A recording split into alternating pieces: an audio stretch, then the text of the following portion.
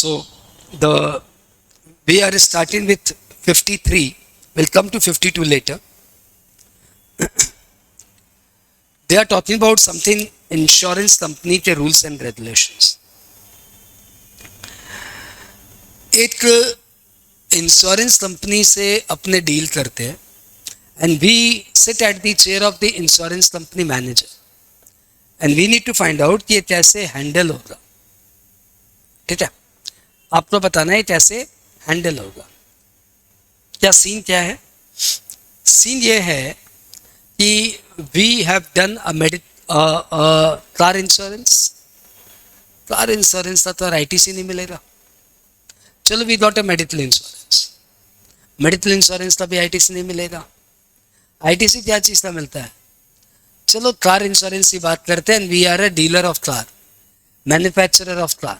तब तो कार की इंश्योरेंस का आईटीसी मिल जाएगा. यस, तो हम लोग मैन्युफैक्चरर ऑफ अ कार है एंड हमारी कार एक किसी रीजन से डैमेज होती, तो डैमेज कार पे रिपेयर का खर्चा लगा हमारा कोई 90,000. अब insurance company, you know very well, insurance company clears the damage in two particular fashion. One is cashless and another is reimbursement. Cashless मतलब आपको कुछ नहीं करना, आप गैरेज जाइए, कार रिपेयर कराइए, खर्चा सारा का सारा इंश्योरेंस कंपनी पे कर देगी जितना उनके परमिशन में बैठता है. और या फिर एक बार आप पूरा खर्चा, पूरा पेमेंट गैरेज वाले को दे दीजिए, फिर रिम्बर्समेंट में जाइएगा. और अपने सब जानते हैं कि पब्लिक हमेशा कैशलेस पे ही वो बिलीव करती है. तो सपोज हम लोग कैशलेस में बिलीव कर रहे हैं, तो हमारी कार मैन्युफैक्चरिंग कंपनी है, आप उस कार के इंश्योरर. हमारा कार का रिपेयर का बिल आया है 1 लाख रुपीज. हम इंश्योरेंस कंपनी को बोल रहे हैं आप कैशलेस पेमेंट कर दीजिए.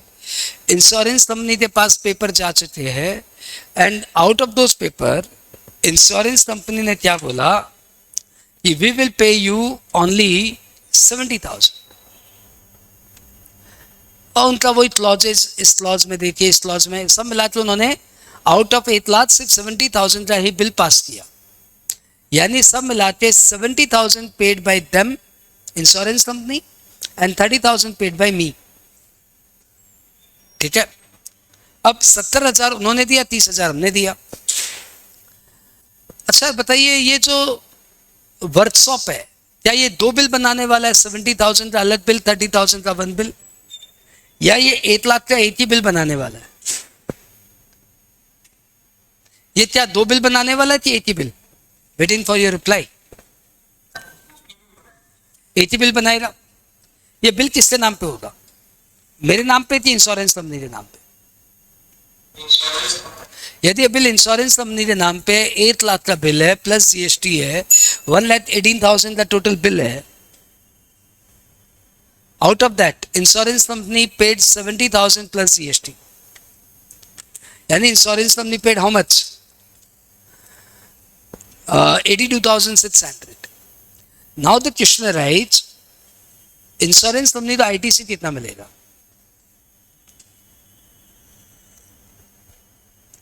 They have a bill of 1 lakh plus 18% in their name, but they paid only 82,600. तो इंश्योरेंस कंपनी तो आईटीसी कितना मिलेगा?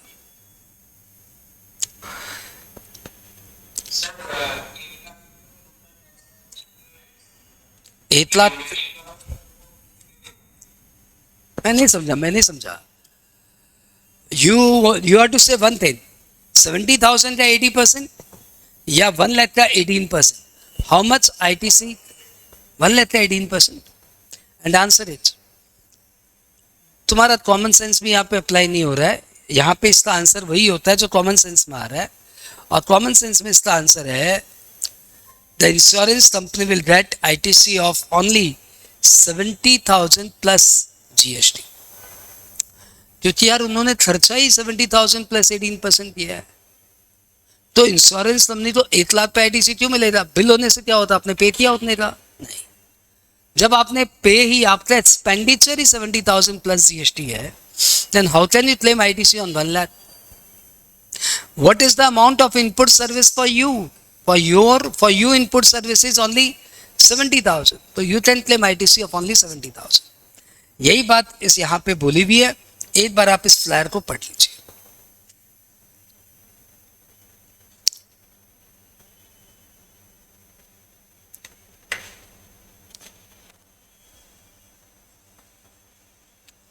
The insurance company settled the insurance claim in two models, in two modes. Number one, cashless, or number next, reimbursement. In both the cases, the invoices are generally issued by the garage in the name of insurance company. ITC is available to insurance company in respect of motor vehicle repair expenses. Normally motor vehicle repair expenses का ITC नहीं मिलता, but insurance company को मिलता है, right? Next, incurred by them in case of reimbursement mode of claim settlement also, but only to the extent of reimbursement of the approved claim and not on the full invoice value. If the invoice for the repair is not in the name of insurance company, तब तो ITC मिलेगा ही नहीं। तो ध्यान रखिएगा, workshop को बोलेगा कि बिल इंश्योरेंस कंपनी के नाम पे बनाए। जितना इंश्योरेंस कंपनी आपको पे करेगा उतने का इंश्योरेंस कंपनी को आईटीसी मिल जाएगा। आई hope concept is clear. Let's move ahead. This is very vital amendment. Inter पे इतना टफ पूछेगा कि नहीं पूछेगा डाउट है, परंतु फाइनल में तो ये पूछेगा। अगला फ्लायर लेते आ रहा हूं, फ्लायर नंबर 54। ये भी इंश्योरेंस क्लेम से ही रिलेटेड है। ये छोटी सी बात कर रहा है, होप जिसका आंसर आपके पास है, और ये इंटर वालों से भी पूछ सकता है क्योंकि इजी सी बात है। क्या सीन क्या है कि हमने अपनी एक मशीनरी की इंश्योरेंस कराई थी। मशीन की कीमत है 10 लाख रुपया। मशीन में फायर ब्रोक हो गया, पूरी मशीन जल गई। अब हमारा इंश्योरेंस कंपनी को क्लेम है, तो हमने 6 लाख की इंश्योरेंस कराई हुई है। इंश्योरेबल अमाउंट इज या इंश्योरेंस पॉलिसीज ऑफ 6 लाख, तो हमने क्लेम किया। तो इंश्योरेंस कंपनी ने हमें 2 ऑप्शन बताए। ऑप्शन 1, हम आपको 5 लाख दे देते हैं, सैलवेज आप रख लीजिए। सैलवेज की कीमत मोटा मोटी 1 लाख 1.25 लाख के करीब में है।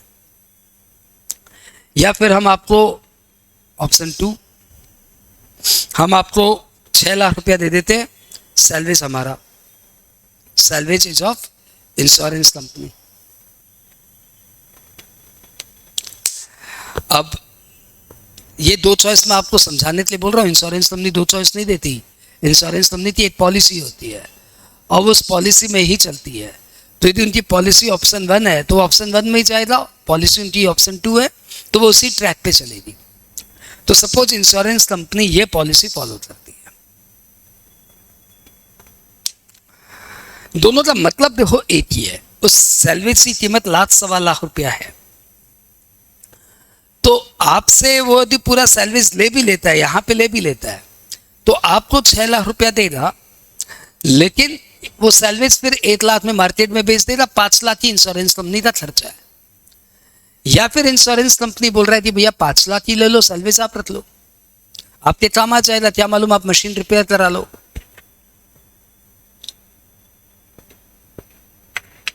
सपोज हमने ये ऑप्शन चूज किया कि सर हमें सैलवेज नहीं चाहिए, आप हमें 6 लाख रुपया दे दीजिए, सैलवेज आप ले जाइए। इंश्योरेंस कंपनी ने मुझे 6 लाख का चेक दे दिया, सैलवेज इंश्योरेंस कंपनी ले गई और सैलवेज को इंश्योरेंस कंपनी ने मार्केट में बेचा 1 लाख में। कहानी क्लियर? Question clear? नहीं, क्वेश्चन तो आया नहीं, कहानी clear, right. Now the question is in this scenario whether insurance company shall be liable to pay GST on that sale of salvage. Whether insurance company shall be liable to GST for such sale of salvage, yes or no?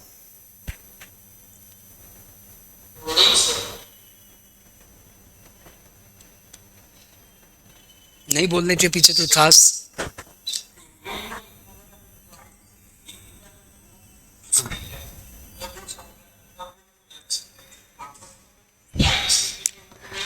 And answer is insurance company shall be liable to GST for such sale of salvage because ये supply है. Supply means any ancillary or incidental activity in relation to your business. तो आपका business insurance का है और salvage बेचना आपके ancillary या इंसिडेंटल एक्टिविटी है. तो this is your supply, this is your business and आप एक गुड्स या सर्विस दे रहे हो for a consideration for a value. तो फाइनली ये सप्लाई ही है. सप्लाई है तो आपको इस 1 लाख पे जीएसटी देनी पड़ेगी. This part is clear. Liable to GST. किसी का आर्ग्यूमेंट है नॉट लायबल टू जीएसटी तो बात कर दो. अरे मेन बिजनेस क्या बात है. क्या कैसे जब मैं सप्लाई बचपन में पढ़ाया था तब तुम लोग को मैंने क्या बताया था कि मेरा ट्यूशन का काम है और मैं अपना पुराना फर्नीचर बेच रहा हूं तब भी मेरे को जीएसटी देनी पड़ेगी. आपका इंटीरियर डेकोरेशन का काम है, आप पुराने न्यूज़पेपर बेचते तब भी आपको जीएसटी देनी पड़ती है. इंसिडेंटल तो उसी को बोलते हैं ना. अगला क्वेश्चन आता है कि सपोज हम लोग 5 लाख पे सेटल कर लेते हैं. इंश्योरेंस कंपनी बोल रहा है भैया 5 लाख लो काम खत्म करो. इनडायरेक्टली यहां पे भी इंश्योरेंस कंपनी ने आपको 1 लाख में सैलवेज बेच दिया क्योंकि as a matter of policy, as a matter of contract उस सैलवेज पे राइट इंश्योरेंस कंपनी का है. इंश्योरेंस कंपनी ने बोला भाई सैलवेज तुम रहो, हम तुमको 5 लाख रुपया दे रहे हैं. यानी कंक्लूसिवली इंश्योरेंस कंपनी ने आपको 6 लाख रुपया दिया और 1 लाख का सैलवेज आपको बेच दिया जिसके लिए वो नेट आपको 5 लाख दे रहे हैं. Now a big question arise, क्या इस केस में भी 1 लाख पे जीएसटी इंश्योरेंस कंपनी को फॉर सेल ऑफ सैलवेज देना पड़ेगा? Though factually they have not sold anything. Literally they have paid you the 9 lakh, paid you the 5 lakh as net amount. लेकिन effectively they have sold you the salvage of 1 lakh. Now there is a question mark whether this 1 lakh amount of salvage which is retained by the insured person shall it be liable to GST in the hands of insurance company.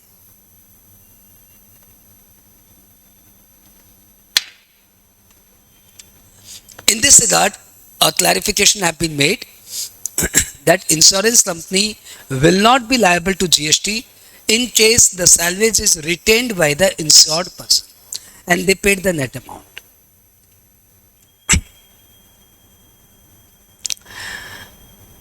While setting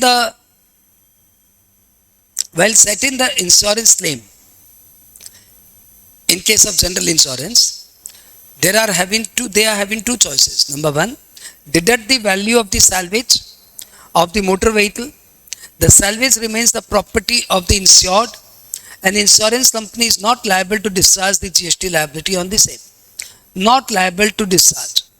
Mind it, not liable to discharge. They are not liable to discharge. Option 2, do not deduct the value of salvage of the motor vehicle and pay the full amount of insurance claim. The salvage becomes the property of the insurance company and the insurance company will be obligated to discharge GST on supply of salvage to the salvage buyer. जब salvage buyer को माल बेचेंगे तो उसके ऊपर GST देना पड़ेगा. I hope story is clear and you enjoyed it. Move to next.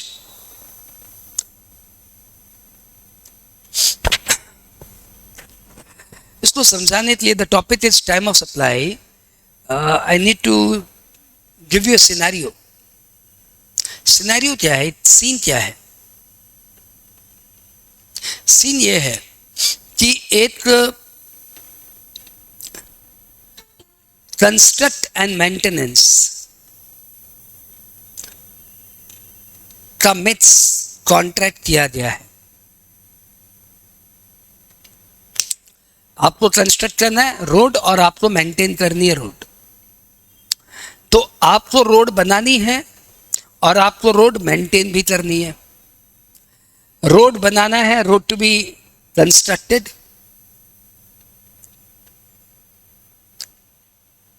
and to be maintained for 5 years. This is the altogether contract. and this contract is say for 100 CR. Contract value is 100 CR plus GST. And the government will pay you the amount for construction of road and maintenance. First year 20 CR, second year 20 CR,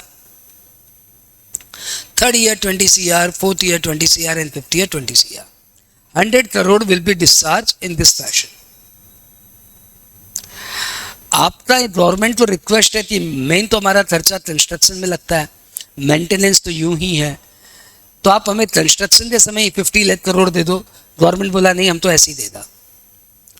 आपने contract accept कर दिया। Now first year suppose you entered into a contract as on 1 January 24, so as per the terms of contract आपको ऐसे ऐसे payment मिलने वाला है at the end of each year. At the end of each year आपको पैसा मिलने वाला है, ठीक है। अब हम लोग बात करें इसी टाइम ऑफ सप्लाई की। My first question is, does it fall under continuous supply of service?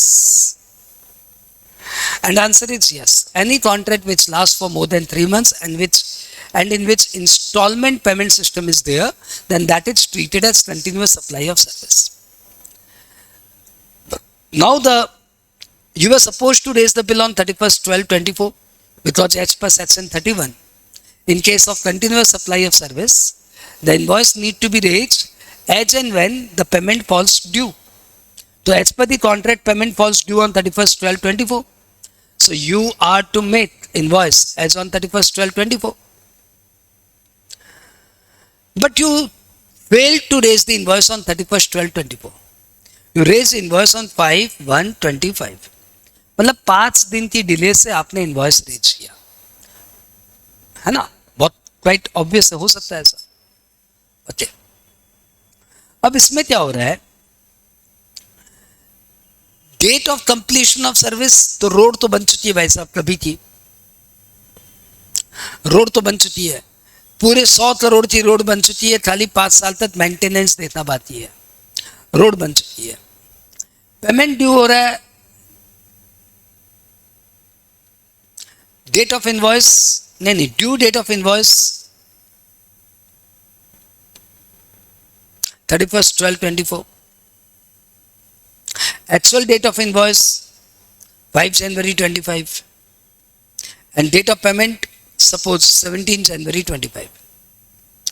In this scenario आपसे पूछा जा रहा है कि अभी कितने पे जीएसटी लगेगी और what shall be the time of supply. This peculiar question, दो ये सिंपल है, थोड़ा सा डेप्थ में पढ़ोगे तो हो जाएगा। तो पेक्यूलियर सीन का आंसर गवर्नमेंट ने दिया और गवर्नमेंट ने कहा कि माना इसमें मेन कंस्ट्रक्शन है, मेंटेनेंस तो सब्सिडियरी है, सॉर्ट ऑफ मैंने माल बेच दिया, 5 साल की गारंटी मेरी है, लेकिन लॉ बोलता है नहीं नहीं ये ऐसा नहीं है, construction of road and maintenance दोनों मिला के कॉन्ट्रैक्ट है एंड ये कंटिन्यूअस सप्लाई ऑफ सर्विस है, क्योंकि इसमें इंस्टॉलमेंट्स में पेमेंट आ रहा, 3 महीने से ज्यादा का कॉन्ट्रैक्ट है। और as per time of supply provision section 13, continuous supply of service के केस में भी टाइम ऑफ सप्लाई कब मानी जाएगी? तो आपको पता है सप्लाई ऑफ सर्विस में टाइम ऑफ सप्लाई होती है date of invoice, date of payment and date of completion of service. अच्छा, इसी इनवॉइस डेट में थोड़ी सी चेंज करता हूँ, 5 जनवरी की जगह 5 मार्च कर देता हूँ, पेमेंट की डेट भी 17 मार्च कर देता हूँ। वहां पे नियम क्या है, if invoice is raise within time then the time of supply shall be date of invoice or date of payment, whichever is earlier. And if the invoice is made late, then the time of supply shall be date of completion of service or date of payment, whichever is earlier. आपको पता है invoice कौन से दिन raise हो जाना चाहिए था? इनवॉइस रेज हो जाना चाहिए था कब? 31 दिसंबर को। क्या 31 दिसंबर को इनवॉइस रेज हुआ? क्या नहीं, तो इनवॉइस तो लेट इशू हुआ। इनवॉइस लेट इशू हुआ तो फिर ये टाइम ऑफ सप्लाई हो जाएगा। तो जी डेट ऑफ पेमेंट तो बहुत आगे है। And date of completion of service, road तो तभी की बन गई थी, सपोज रोड बन गई थी 31 अगस्त के दिन ही रोड बन गई थी, तो क्या 31 अगस्त टाइम ऑफ सप्लाई मान लिया जाएगा? तो लॉ ने यहाँ पे क्लैरिफिकेशन दिया, ना बाबा ना, ऐसे नहीं होगा, इतना चाप मत ले। इस पर्टिकुलर केस में the date of completion of service, ये सब माथा पच्ची नहीं लगेगा। यहाँ पे date of completion of service shall be treated as due date of invoice, due date of invoice. तो यदि आपने इनवॉइस टाइमली इशू कर दिया तब तो ठीक है, डेट ऑफ इनवॉइस और date of payment whichever is earlier. और यदि इनवॉइस आपने लेट इशू किया तो ड्यू डेट ऑफ इनवॉइस और date of payment whichever is earlier. तो यदि इनवॉइस आपने टाइमली इशू कर दिया तब तो डेट ऑफ इनवॉइस और date of payment whichever is earlier. और if in case you have raised invoice belatedly, then the time of supply shall be the due date of invoice or date of payment whichever is earlier. बात clear? अच्छा, यहाँ पे 30 दिन के अंदर वाला कोई कॉन्सेप्ट ही नहीं है। बात क्लियर ना? Contract under hybrid annuity model of national highway authority of India is a continuous supply of service. Hence, the time of supply of service should be the date of issuance of invoice or date of receipt of payment, whichever is earlier. If the invoice is issued on or before the specified date or the date of completion of the event specified in the contract as applicable, otherwise the time of supply shall be the date of provision of the service, that is the due date of payment as per the contract. देखो, date of completion of service की जगह इन्होंने क्या लिखा? Check it, due date of payment as per the terms of contract. The date of provision of service की जगह इन्होंने क्या लिखा है? Due date of payment as per the contract or date of receipt of payment whichever is earlier. यानी invoice timely issue किया तो date of invoice और date of payment whichever is earlier. Invoice late issue हुआ तो due date of payment और date of payment whichever is earlier. यानी कोई भी हाल पे 31 अगस्त टाइम ऑफ सप्लाई नहीं माना जाएगा, टाइम ऑफ सप्लाई माना जाएगा 31 दिसंबर 24। Time of supply shall B 31 December 24 and amount 20 crore. I hope ये कॉन्सेप्ट आपको क्लियर है, यू एंजॉयड इट। काफी टिपिकल था, इंटर में नहीं पूछना चाहिए, मासूम बच्चों को क्यों परेशान कर रहे हो, फाइनल में जरूर पूछना चाहिए। आओ ये इजी है, बहुत ज्यादा इजी है। Flyer number 55। फ्लायर से, छोटे छोटे फ्लायर से अमेंडमेंट को आप लोग को दिया जा रहा है ताकि अमेंडमेंट इतना चाप न लगे आपको। आप छोटे छोटे फ्लायर के थ्रू जब फुर्सत हो तभी आप अपना एक आधा अमेंडमेंट कर लिए, और ऐसे ग्रेजुअली डेली एक दो अमेंडमेंट पढ़ते रहेंगे तो अमेंडमेंट इतना चाप नहीं लगेगा। नहीं तो फिर आपको एक दिन अलग से बैठना पड़ेगा 2-2.5 घंटा, और ऐसे आपके जो टाइम वेस्ट होती है उस टाइम में आपके अमेंडमेंट हो जाएगा। अगला अमेंडमेंट है टाइम ऑफ सप्लाई से रिलेटेड। टॉपिक ये कह रहा है कि spectrum allocation model by department of telecommunication. तो सपोज आपको एक टेलीकॉम लाइसेंस लेना है, आप जियो की जगह पीओ मोबाइल बना रहे हो। जियो के कंपटीशन में आपने पीओ मोबाइल बनाया और पीओ मोबाइल के लिए आपने डिपार्टमेंट ऑफ टेलीकम्युनिकेशन यानी गवर्नमेंट से लाइसेंस दिया। लाइसेंस आपको अलॉट हो गया है 40 करोड़ में, और ये आपको 5 इंस्टॉलमेंट्स में पेमेंट करना है, 8 करोड़ 8 करोड़ 8 करोड़ ऐसे आपको पेमेंट करना है। अब इसकी टाइम ऑफ सप्लाई कैसे मानी जाएगी? तो लॉ ने पहली बात बोला, देखिए एकदम क्लियरली समझिए कि आप, गवर्नमेंट आपको कोई सर्विस दे रहा है, गवर्नमेंट जब आपको कोई सर्विस देता है तो आरसीएम अप्लाई होता है। बात क्लियर? आरसीएम अप्लाई होता है। और दूसरी तरफ ये supply continuous supply of service है, क्योंकि ये एग्रीमेंट ऑब्वियसली 3 महीने से ज्यादा चलेगा, और इसमें पेमेंट इंस्टॉलमेंट्स में आ रहे हैं, Therefore it is a continuous supply of service. अब आप एग्जाम हॉल में कंफ्यूज हो जाएंगे कि यार इसमें कंटिन्यूअस सप्लाई ऑफ सर्विस मारूं या इसमें आरसीएम मारूं, अब बुरी तरह से कंफ्यूज हो जाएंगे। तो लॉ बोलता है, जो मैं क्लैरिफाई कर देता हूं। अब लॉ ने क्या बोला, ध्यान से सुनो। लॉ कहता है, under the spectrum allocation model followed by DOT, the bidder is liable to pay GST under RCM in case where full upfront payment is made by the telecom operator. यदि पूरा पैसा एक साथ दे रहा है भाई, तब तो RCM लगेगा। GST would be payable when the payment of the said upfront amount is made or is due whichever is earlier, यानी RCM का प्रोविजन बता रहा है। Whereas in case where deferred payment is made, यानी installments में payment हो रहा है, then it will be treated as continuous supply of service and GST would be payable as and when the payment are due or payment are made, whichever is earlier. For the same treatment regarding time of supply may apply in any other case where any natural resources are allocated by the government to bidder. तो क्या समझे, यदि lump sum payment एक साथ दे दिया जा रहा है तब तो आरसीएम वाला प्रोविजन लगेगा, और यदि इंस्टॉलमेंट्स में पैसा जा रहा है then time of supply shall be based on continuous supply of service, यानी ड्यू डेट ऑफ पेमेंट और date of payment whichever is earlier.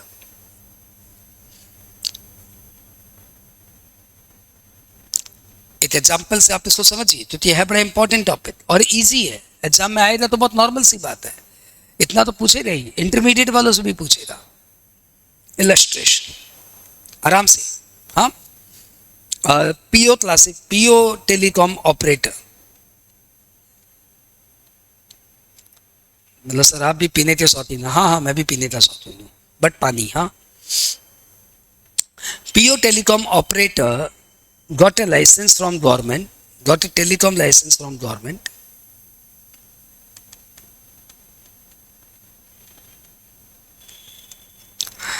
at 100 CR, agreed to pay 20 CR per annum for 5 years. Due date 31st December 25 onwards, यानी 31st December 25, 31st December 26 and so on, so on, so on. PO raised self-invoice every year on 7th February and made payment on 9th February. Find time of supply. And answer is time of supply every year 31st December. The date of payment or due date of payment, whichever is earlier. Date of payment or due date of payment, whichever is earlier. But यहाँ पे आपको सिर्फ answer तो नहीं लिखना time of supply, आपको यहाँ पे एक्सप्लेनेशन लिखना है। तो यहाँ पे आपको ऑलमोस्ट इस सर्कुलर की लैंग्वेज डालनी है। If the payment would have been made in lump sum then the service shall fall under RCM, but since the payment has been made in instalment it shall fall under continuous supply of service, and as per the provision of continuous supply of service time of supply shall be the date of payment or due date of payment whichever is earlier. Since the due date of payment is 31st December, therefore time of supply shall be 31st December. Date of invoice is irrelevant. Date of payment is later, so not to be considered. That clear? Right. I hope you enjoyed. It is easy for you.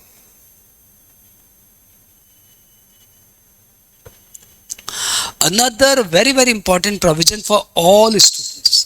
मतलब समझ लो ये वाला amendment तो exam में आएगा ही आएगा। Depend करता है इंटर में आ रहा है कि फाइनल में आ रहा है, सीए में आ रहा है कि सीएमए में आ रहा है कि सीएस इंटर में आ रहा है। ये इतना इजी है कि सीएस इंटर में भी पूछ सकता है, और ये इतना इंपॉर्टेंट है कि सीए फाइनल में भी पूछ सकता है, सीएमए फाइनल में भी पूछ सकता है। तो भैया ध्यान से सुनो क्या है। पहले मैं सिनेरियो दिखा देता हूं, फिर अपने रीड कर लेंगे। प्रोविजन फ्लोस ऐसा है कि आपने अमेजन से कुछ माल परचेज किया, आपने फ्लिपकार्ट से कुछ माल लिया, ठीक है, आप वो कैलकाटा थे और जो आपने सामान लिया वो अपनी मम्मी के लिए लिया है और आपकी मम्मी बैठी है राजस्थान में। आपने अपनी मम्मी के बर्थडे के दिन उनके लिए कोई सामान परचेज किया, तो अमेजन से आपने परचेज किया और आपने उन्हें बोला delivery to be made at Rajasthan, delivery to be made at Rajasthan, and you are the buyer. In this scenario, what shall be the place of supply? In this scenario, what shall be the place of supply? तो यहां पे आप जो भी सोच रहे हो सोचना बंद कर दो और इस सर्कुलर को पढ़ लो। ये सर्कुलर कहता है कि in case of electronic commerce operator, if the buyer order the ECO to supply to deliver the goods at somewhere else, then the place of supply shall be the place of delivery, यानी Rajasthan. Place of supply shall be place of delivery, that is Rajasthan. I hope ये clear है। एक बार इसको देख लो आप। In case of supply of goods, particularly being supplied through eco, ध्यान देना, the provision shall be applicable only when it is made. The provision shall be applicable only when the supply is made through electronic commerce operator. When the supply is not made through electronic commerce operator, then ये provision नहीं लगेगा, build to ship to model लगेगा। लेकिन यदि supply electronic commerce operator के through हुआ है, then particularly this flyer shall be applicable, flyer number 56. In case of supply of goods to unregistered person by an electronic commerce operator, through an electronic commerce operator, where billing address is different from address of delivery, the place of supply shall be the place where the delivery address is located. बात clear? तो भैया ये amendment आपके exam को पक्का hit करेगा। अब कौन से एग्जाम को हिट करेगा बस ये नहीं पता, परंतु ये पक्का है फिल्ट्रेशन में कोई ना कोई समझदार इंसान अपने एग्जाम में इसको इंसर्ट करेगा, चाहे वो सीए इंटर के एग्जाम में हो रहा हो, चाहे वो सीए फाइनल के एग्जाम में, या सीए में इंटर, या सीए में फाइनल, या सीए इंटर, पक्का होने वाला है। सर सीएस एग्जीक्यूटिव, हाँ भाई।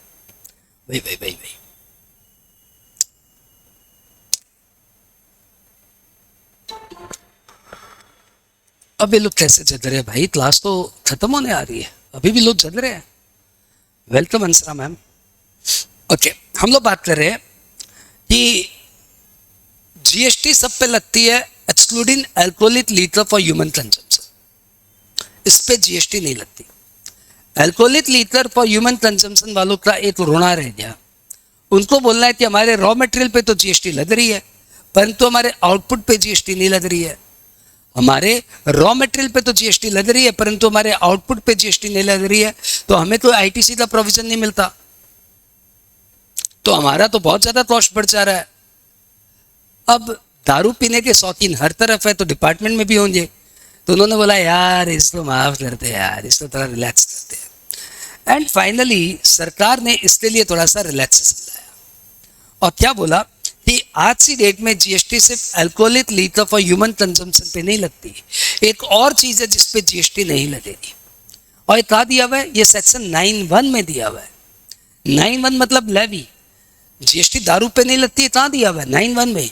उसी 9(1) में ऐड करके एक पॉइंट और डाल दिया गया, GST is a tax which is levied on supply of goods or supply of services or both, except, ये एक्सपेक्ट टैपिंग मिस्टेक, हाँ एक्सेप्ट, अरे भाई साहब ये समझ लेना ये टैपिंग मिस्टेक है।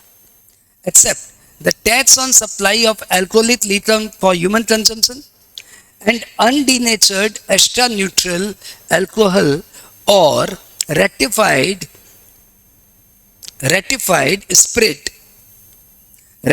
spirit to be used as raw material for manufacture of alcoholic liquor for human consumption.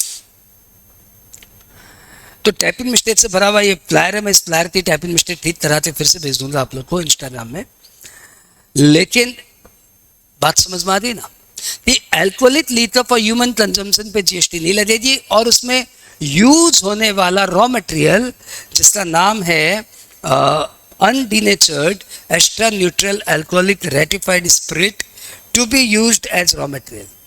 इस पे भी जीएसटी नहीं लगेगी. ध्यान रखना, alcoholic liquor for human consumption पे जीएसटी नहीं लगती और उसमें यूज होने वाले इस रॉ मटेरियल पे जीएसटी नहीं लगती.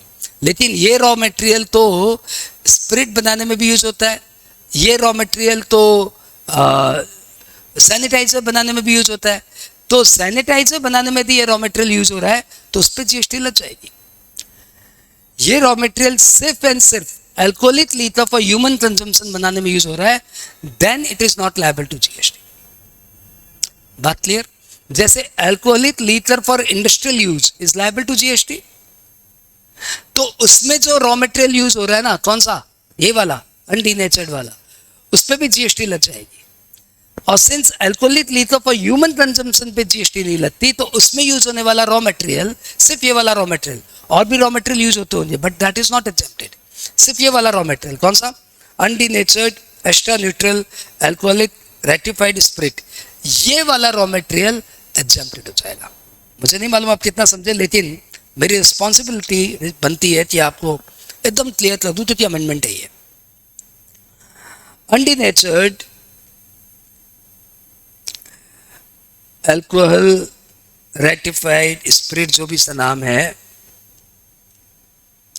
ये रॉ मटेरियल है और ये यूज हो रहा है सैनिटाइजर बनाने में.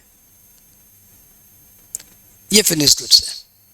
तो भाई साहब सुनिए, जीएसटी लग जाएगी, जीएसटी लग जाएगी.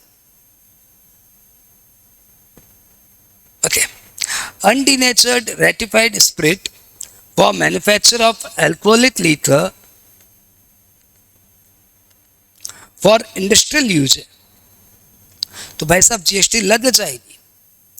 Undenatured alcoholic ratified spirit use हो रहा है alcoholic liquor for human consumption,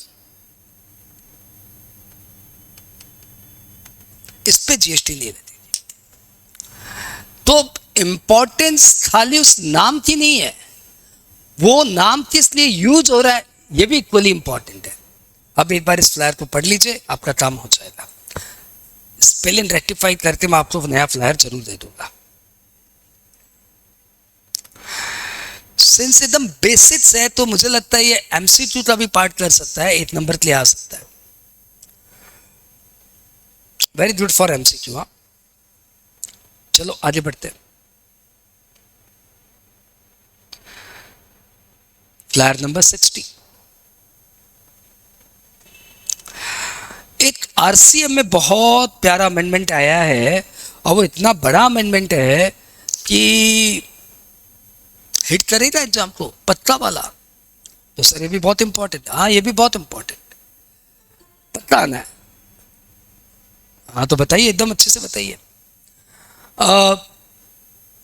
छोटा सा अमेंडमेंट क्या है, आपने पढ़ा है स्पॉन्सरशिप सर्विस आरसीएम में. हाँ हाँ पढ़ा है. उसमें आपने क्या पढ़ा कि स्पॉन्सरशिप सर्विस, यदि कोई भी सप्लायर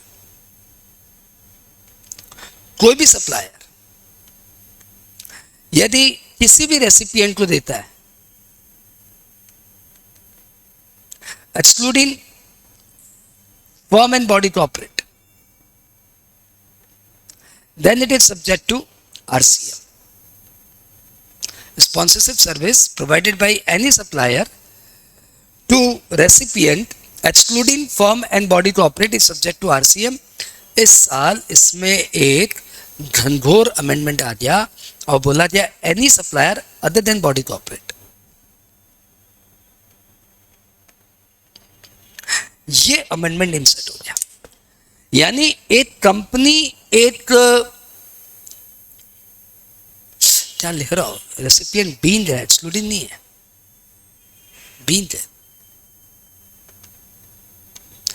यानी पहले क्या था, कोई भी सप्लायर एक कंपनी को कोई सर्विस देगा तो आरसीएम लगेगा. कोई भी सप्लायर एक फर्म को स्पॉन्सरशिप सर्विस देगा तो आरसीएम लगेगा. परंतु अब ये प्रोविजन हो गया कि यदि कंपनी दूसरी कंपनी को स्पॉन्सरशिप सर्विस देगी तो आरसीएम नहीं लगेगा. The supplier must be any person other then body corporate. तो आप समझ सकते हो कि आरसीएम तो ऐसे ही गोल्डन टॉपिक है, उसमें 3-4 पॉइंट बना के लोग पूछने का मन करता उनका। इस साल आरसीएम में अमेंडमेंट भी जबरदस्त है, तो आरसीएम से एक क्वेश्चन आप पक्का एक्सपेक्ट करिए कि 4 सिचुएशन, आप बताइए किस किस केस में आरसीएम लगेगा, फॉरवर्ड मैकेनिज्म लगेगा। उसी 4 में से एक आ सकता है, मतलब एग्जाम में 8 नंबर का ये फ्लायर स्कोर करा के जाएगा। तो सर वो फ्लायर एक बार पढ़ा दीजिए। हाँ पढ़ लो। Service provided by way of sponsorship to any body corporate or partnership firm. Supplier any person, सुन रहे हो ना Thakur, supplier any person other than a body corporate, recipient any body corporate or partnership firm located in taxable territory, then it is subject to RCM। अरे हाँ बोलो भाई, important है इसलिए एक बार और बोलने की इच्छा कर रही है कि कंपनी ने कंपनी को स्पॉन्सरशिप सर्विस दिया, बताओ आरसीएम लगना है कि नहीं लगना है? नहीं लगना है। इंडिविजुअल ने इंडिविजुअल को स्पॉन्सरशिप सर्विस दिया, बताओ आरसीएम लगना है कि नहीं लगना है? नहीं लगना है। अनरजिस्टर्ड इंडिविजुअल ने रजिस्टर्ड एचयूएफ को स्पॉन्सरशिप सर्विस दिया, बताओ आरसीएम लगना है कि नहीं लगना है? आंसर इज नहीं लगना है। एक फर्म ने एक फर्म को स्पॉन्सरशिप सर्विस दिया, आरसीएम लगना है कि नहीं लगना है? आरसीएम आरसीएम आरसीएम आरसीएम लगना है, क्योंकि रेसिपिएंट इज फर्म। एक कंपनी ने एक फर्म को स्पॉन्सरशिप सर्विस दिया, आरसीएम लगना है कि नहीं लगना? नहीं लगना, क्योंकि supplier is a body corporate. एक इंडिविजुअल ने एक फर्म को स्पॉन्सरशिप सर्विस दिया, आरसीएम लगना है कि नहीं लगना है? आंसर इज लगना है, because supplier is not a body corporate and recipient is either a company or a firm, is either a body corporate or a firm. तो आई होप कॉन्सेप्ट एकदम क्लियर है, ठीक है।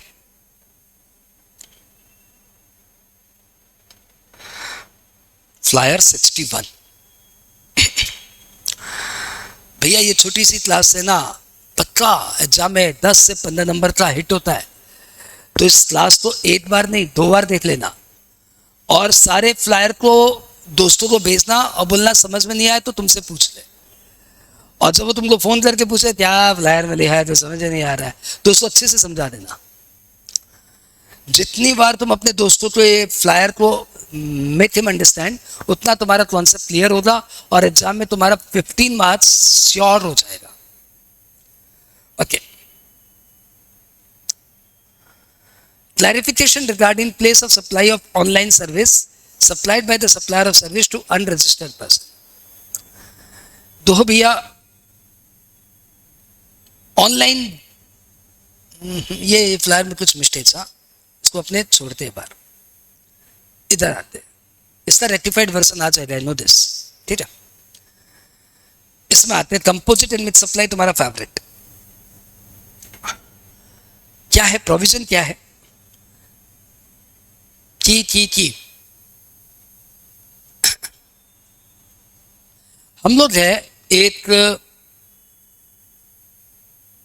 मॉल ऑपरेटर, हमारा एक super market चल रहा है मार्केट में, ठीक है।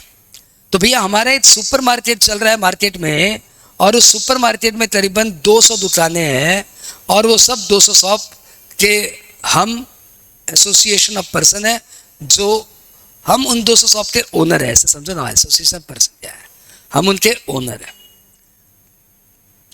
ये टेनेंट है जो हमसे शॉप ले लेके बैठे हैं, हम उनके ऊपर बिल रेज करते हैं मंथली 40,000, छोटी छोटी दुकानें भाई, प्लस इलेक्ट्रिसिटी बिल 12,000 का। तो ऐसे में क्वेश्चन आया कि जीएसटी कितने पे लगे, 40,000 का बिल जाता है प्लस 12,000 हम इलेक्ट्रिसिटी का उनसे अलग से लेते हैं, ऐसे में जीएसटी कितने पे?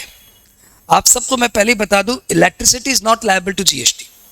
जीएसटी में इलेक्ट्रिसिटी तो एग्जम्प्टेड प्रोडक्ट है क्योंकि इलेक्ट्रिसिटी पे इलेक्ट्रिसिटी ड्यूटी लगती है। तो a supplier of electricity distribution service is specifically exempted in exemption topic. आपको यहाँ पे बताना है यहाँ पे जीएसटी कितने पे लगेगी।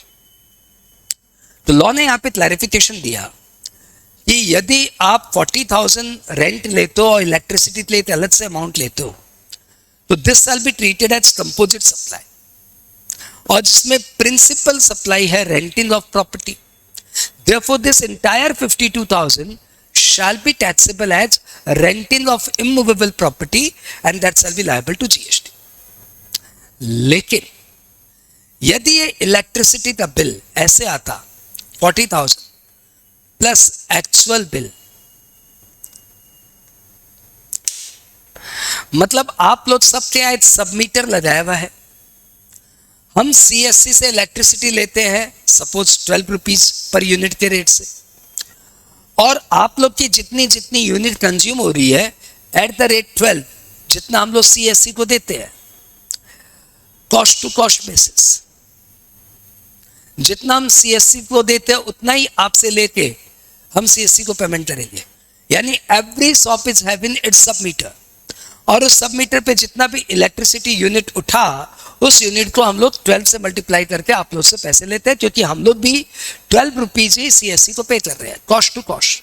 तो लॉ बोलता है ना ना, फिर तो ये बेचारा इसमें कोई प्रॉफिट ही नहीं ले रहा है, और जब इसमें कोई प्रॉफिट ही नहीं ले रहा है तब तो ये प्योर एजेंट की तरह काम कर रहा है, और जब कोई बंदा प्योर एजेंट की तरह काम करता है तो वो अमाउंट जो वो चार्ज करता है in capacity of pure agent that is not treated as value of supply, and therefore in this second case the GST shall be levied on renting of immovable property only of 40,000 and the electricity charges will not be subject to GST। इसलिए नहीं कि वो electricity है, इसलिए क्योंकि the amount has been charge in the capacity of pure agent. यदि आप exam में एक्सप्लेनेशन देते हो कि ना ना इलेक्ट्रिसिटी तो एग्जाम्प्टेड है, तो भाई साहब आपके नंबर कट जाएंगे, क्योंकि वो उस ग्राउंड पे हटा ही नहीं। हटा वो कौन से ग्राउंड पे है? हटा वो इस ग्राउंड पे है कि the amount has been charge in the capacity of pure agent and any amount charge in capacity of pure agent is not liable to GST. यदि आप प्योर एजेंट भूल गए तो मैं आपको बताऊं कि सपोज आपका रिटर्न मुझे भरना है, I am chartered accountant of your firm, तो आपने बोला मुद्रा जी मेरा रिटर्न भर दीजिए, मैं आपको सारी डिटेल भेज रहा हूँ। आपने मुझे सारी डिटेल भेज दी, मैंने आपका रिटर्न रेडी कर दिया, आपको मेल कर दिया कि रिटर्न सबमिट हो गया, खाली पेमेंट करना है, पेमेंट लिंक भेज रहा हूँ, पेमेंट कर दीजिए। तो आपने वहां से फोन किया कि भाई मैं तो बाहर हूँ, आउट ऑफ टाउन हूँ, यहाँ से पेमेंट होगा नहीं, मेरा नेट नहीं पकड़ेगा, तो कितना टैक्स हो रहा है? मैंने बोला तो क्लास नहीं 36,000। बोला एक बार आप पे कर दीजिए, मैं सर बस ले लीजिएगा। मैंने आपके भी आप में 36,000 पे कर दिया, फिर मैंने आपके ऊपर बिल बनाया, मेरा return making charges 25,000 and 36,000 by tax paid on your behalf. तो क्या इस 36,000 पे जीएसटी लगेगी? No, why? Because it is charge in the capacity of pure agent. वैसे ही एक मॉल ऑपरेटर अपने शॉपकीपर से यदि शॉप का रेंट लेता है और जितना इलेक्ट्रिसिटी उसने उनके बिहाफ में इलेक्ट्रिसिटी डिपार्टमेंट को दिया है उतने का सेपरेट बिल लेता है, तो उसको पर जीएसटी नहीं लगेगी। परंतु टू बी नोटेड, वो सीएससी को देता है 12 रुपया और आप लोग से एडहॉक लेता है 15 रुपया, सीएससी को देता है 10 रुपया, 11 रुपया, 12 रुपया, 9 रुपया, 8 रुपया, 13 रुपया, 14 रुपया, आप लोग से एडॉप्ट लेता है 15 रुपया पर यूनिट। मतलब उसका मार्कअप है, मतलब उसका प्रॉफिट है। तो जब भी उसका मार्कअप होगा तो वो प्योर एजेंसी में नहीं आएगा। In that case entire electricity bill, खाली प्रॉफिट नहीं, पूरे इलेक्ट्रिसिटी बिल पे जीएसटी लग जाएगी। आई होप कॉन्सेप्ट क्लियर है। एक बार ये फ्लायर पढ़ लीजिए।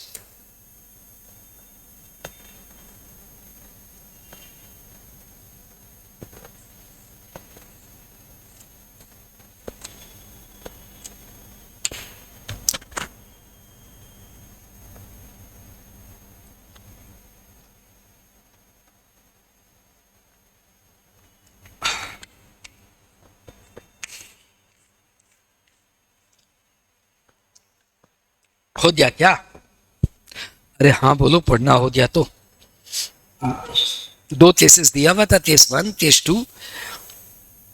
पहले पार्ट में बोला हुआ कंपोजिट सप्लाई माना जाएगा और renting of immovable property head में टैक्सेबल होगा, including electricity bill, maintenance of premises सब मिला के। लेकिन यदि वो कैपेसिटी प्योर एजेंट की तरह यदि वो चार्जेस ले रहा है, अलग से कोई कंसिडरेशन नहीं ले रहा है, तो फिर वो प्योर एजेंट है और वैल्यू ऑफ सप्लाई में ऐड नहीं होगा। ठीक है, will not form part of the value of the supply. ठीक, ब्लू फॉन्ट क्लियर है आपको? आगे बढ़ जाओ। अरे यार ये क्या आ गया, ये तो पढ़ने में नहीं आ रहा है। ये तो इतना बड़ा कंटेंट था कि मुझे अपने आप को हटा देना पड़ा फ्लायर से। मैंने बोला मुंद्रा जी आप हट जाइए, फ्लायर में जगह नहीं बैठ रही है। ये फ्लायर क्या है? ये flyer something relating to warranty है। वारंटी आपके एग्जाम में ऑलवेज एक अच्छा टॉपिक माना जाता है और इस टॉपिक पे कई बार डिबेट आया है। और इस टॉपिक को इस फ्लायर ने, इस सर्कुलर ने काफी हद तक बहुत सारे प्रोस एंड कॉन्स देके कवर अप किया है। ठीक है, इसमें इसका लास्ट वाला पॉइंट मैं पहले पढ़ना चाहूंगा। इसका लास्ट वाला पॉइंट मैं पहले पढ़ना चाहूंगा। वो बड़ा खतरनाक है यार। वो क्या बोल रहा है? वो बोल रहा है, देखो अब तुम्हें थोड़ा बहुत नजर आ रहा है कि अभी भी नजर नहीं आ रहा है? इफ, अरे आ जाओ जाओ मत भाई साहब, इधर आओ। If extended warranty is taken at any time after the original supply, then the same shall be treated as a separate supply of service distinct from the original supply of goods. यदि आप extended warranty कराते हो, जैसे मैंने एक laptop लिया, मुझे 1 साल की वारंटी दी गई और फिर मुझे बोला कि आपके ऊपर है, 3 महीने के अंदर आप कभी भी इसको एक्सटेंडेड वारंटी करवा सकते हो। मैंने बोला ठीक है लैपटॉप भेजो यार, अभी पैसा नहीं है, 2 महीने बाद सोचेंगे। तो आपने लैपटॉप मुझे दे दिया, मैंने आपसे 1 लाख में लैपटॉप ले लिया, अभी 1 साल की फ्री वारंटी है। 2 महीने मुझे बाद लगा कि नहीं यार एक्सटेंडेड वारंटी करवा लेते हैं, तो मैंने 12,000 रुपया देते 1 साल की और एक्सटेंडेड वारंटी करा दी। तो ये 12,000 माने जाएंगे सप्लाई ऑफ सर्विस और इसके ऊपर अलग से जीएसटी लगेगा, as a supply of service लगेगा, नॉट सप्लाई ऑफ गुड्स। लेकिन if extended warranty is taken at the time of original supply from the supplier of laptop, then it becomes part of the composite supply, and since the principal supply is the laptop, therefore ये पूरा का पूरा laptop की category में classify होते laptop के ऊपर GST लगेगी। सर कुछ समझ में नहीं आया, मैं समझाता हूं, आपको समझ में आ गया? फिर भी आप इतने इंपॉर्टेंट पॉइंट को ध्यान से समझ लीजिए। भैया जी एक्सटेंडेड वारंटी की बात हो रही है। आप मार्केट से गए लैपटॉप लेने, सीन 1, आपने बोला भैया कैसे दिया? उन्होंने बोला भैया 1 लाख प्लस जीएसटी 12%। एक बार ऐसे ही बोल रहा हूँ, हाँ 12%। तो सपोज लैपटॉप पे जीएसटी रेट है 12%, आपको समझाने के लिए 1 लाख का प्लस 12% जीएसटी। तो आपने बोला भैया कितने साल की वारंटी? हमने बोला 1 साल की वारंटी। बोला सर 3 साल की वारंटी चाहिए हमें। तो हमने बोला एक्सटेंडेड वारंटी ले लीजिए, आपको पर ईयर 2 साल की जो आपको वारंटी लेनी है उसका खर्चा आपका 20,000 रुपये एक्स्ट्रा लगेगा, आपको 2 साल की एक्सटेंडेड वारंटी मिल जाएगी। उन्होंने बोला 2 साल की एक्सटेंडेड वारंटी कर दीजिए और बिल दे दीजिए। तो हमने 2 साल की एक्सटेंडेड वारंटी किया और 20,000 रुपया और ऐड किया, बिल बनाया 1,20,000 का। अब warranty is a service which is subject to 18% GST and laptop is subject to 12% GST। Suppose your machine is subject to 12% GST but warranty is a service and subject to 18% GST। तो law यहाँ पे बोलता है no it's a composite supply and the principal supply is goods, therefore पूरे के ऊपर goods वाला rate लगा दो, तो यहाँ पे जीएसटी लगेगा एट द रेट 12%। कॉन्ट्रेरिली सीन 2,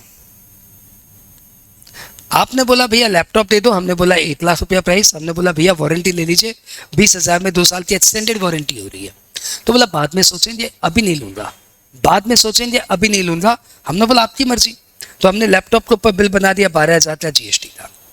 2 दिन बाद, सिर्फ 2 दिन बाद भाई साहब वापस आए, अरे भैया सुनिए ना, आप तो एक्सटेंडेड वारंटी भी हमारा कर दीजिए। तो हमने बोला अभी कर देते हैं। अब इस बार हमने एक्सटेंडेड वारंटी का अलग से बिल बनाया और उसके ऊपर अभी हमने 18% जीएसटी लगाई, और यही नियम है जो किया हमने सही किया। यहां तक क्लियर है क्या? यदि यहां तक क्लियर है तो मेरे तीसरे सम के लिए रेडी हो जाइए, क्योंकि आप तो 2 ही सीन पढ़े थे फ्लायर में, मेरा तीसरा सीन आने वाला है। मेरा तीसरा सीन आने वाला है। तीसरा सीन, सीन नंबर 3। हमने लैपटॉप वाले वेंडर को बोला भैया सुनिए ना, हमें एक्सटेंडेड वारंटी चाहिए। बोला ये लो एक्सटेंडेड वारंटी, 20,000 रुपया 2 साल लगेगा। हमने बोला बना दीजिए, लेकिन भैया सुनिए बिल वारंटी का अलग से बना दीजिएगा। लैपटॉप का बिल अलग बनाइए, वारंटी का बिल अलग बनाइए। हमने बोला तुम्हारी मर्जी। हमने 2 बिल बना दिए, 1 लाख का अलग बिल और 20,000 का अलग बिल। टू बी नोटेड, दोनों चीजें एक साथ ले रहा है लेकिन बिल अलग अलग बनाने बोल रहा है। हमने बोला भी बना देते भाई साहब, और ये लो भैया दोनों बिल बन जाए। लेकिन अब मैं कंफ्यूज हूं, मैं बिल बनाने वाला कंफ्यूज हूं। इस पे तो पक्का है कि 12% लगेगा, इस पे कितना लगेगा, 12 या 18? Waiting for your reply. 12 या 18? अरे बताओ 12 या 18? 18। और बात ये ने तो मुंह नहीं खोला। अभिनंदन बोल रहा है 12%, प्रणवी ने अभी तक मुंह नहीं खोला, सुमित पॉल इतनी देर से न चेहरा दिखा रहा है ना आंसर बता रहा है। And answer is 12%। भाई साहब कंपोजिट सप्लाई का एक नियम होता है, आप प्लीज इसको पक्का बांध लीजिए। कंपोजिट सप्लाई आधा पेज का तो चैप्टर है, क्यों नहीं घोट लेते उसको। कंपोजिट सप्लाई में सेपरेट बिल का कोई औचित्य, तात्पर्य, मीनिंग, सब्सटेंस नहीं है। कंपोजिट सप्लाई हमेशा कंपोजिट ही रहेगा, whether you are making separate bill or single bill. You go through the definition of composite supply, it will suggest you when 2 or more supplies made together in conjunction with each other, which are naturally bundled, which are supplied, and one of them is a principal supply, then it is called composite supply. वहां पे क्या बोला, क्या it must be billed in the same bill, ऐसा बोला? there must not be 2 bill, ऐसा कुछ बोला नहीं। यानी billing will not affect the provision.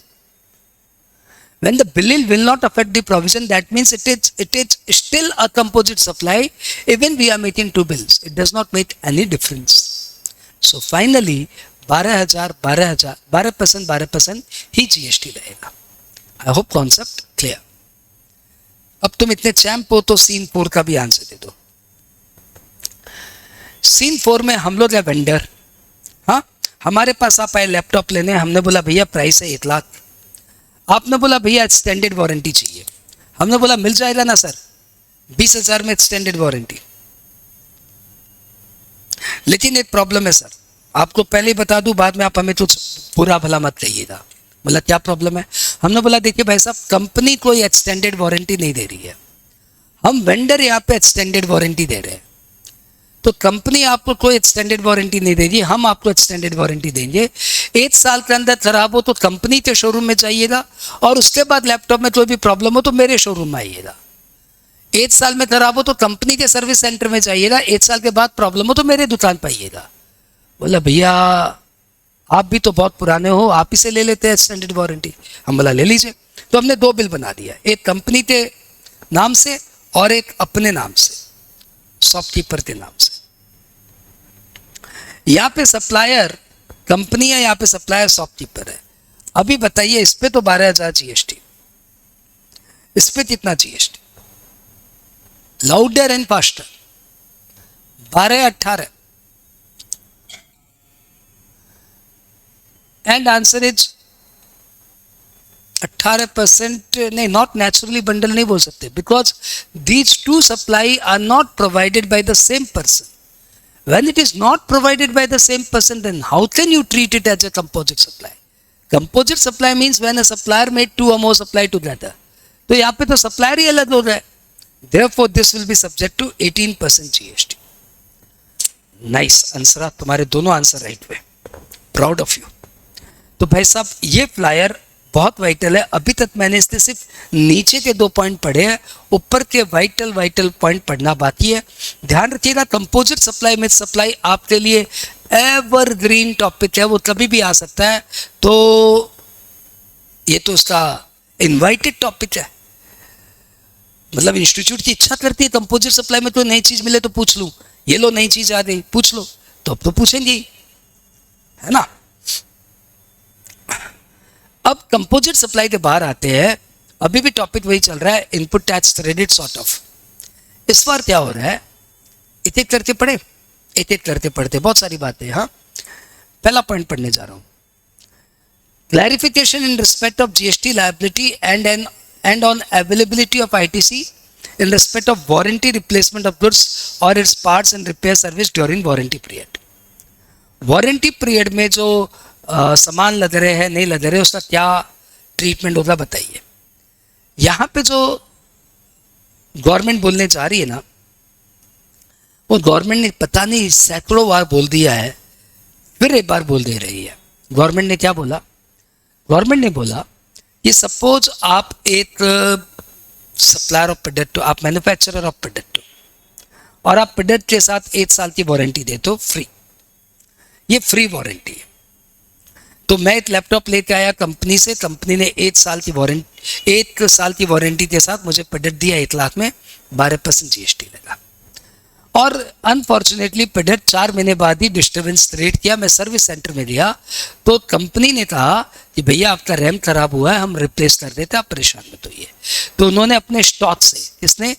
Company ने अपने स्टॉक से एक रैम निकाला जिसकी कीमत है 4,000 रुपये, निकाला और मेरे लैपटॉप पे लगा दी। अब मेरा लैपटॉप मस्त काम कर रहा, मैं आ गया, मेरे को तो कोई पैसा देना नहीं पड़ा, तो बात ही खत्म, मैं तो आउट ऑफ पिक्चर हूँ।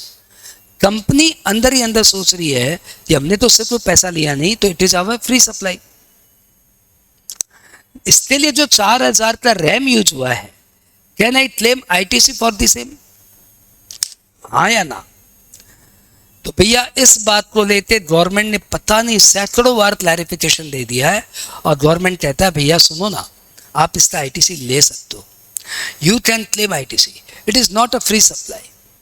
अभी आप इसको फ्री में दे रहे हो, लेकिन जब आप उससे 1 लाख रुपया लिए थे ना, तब ये सब कॉस्ट जोड़ के आपने उसको 1 लाख में लैपटॉप बेचा था, नहीं तो आप लैपटॉप उसको 1 लाख में बेचते नहीं। तो इसका कंसिडरेशन पहले लिया जा चुका है, therefore it is not a free gift.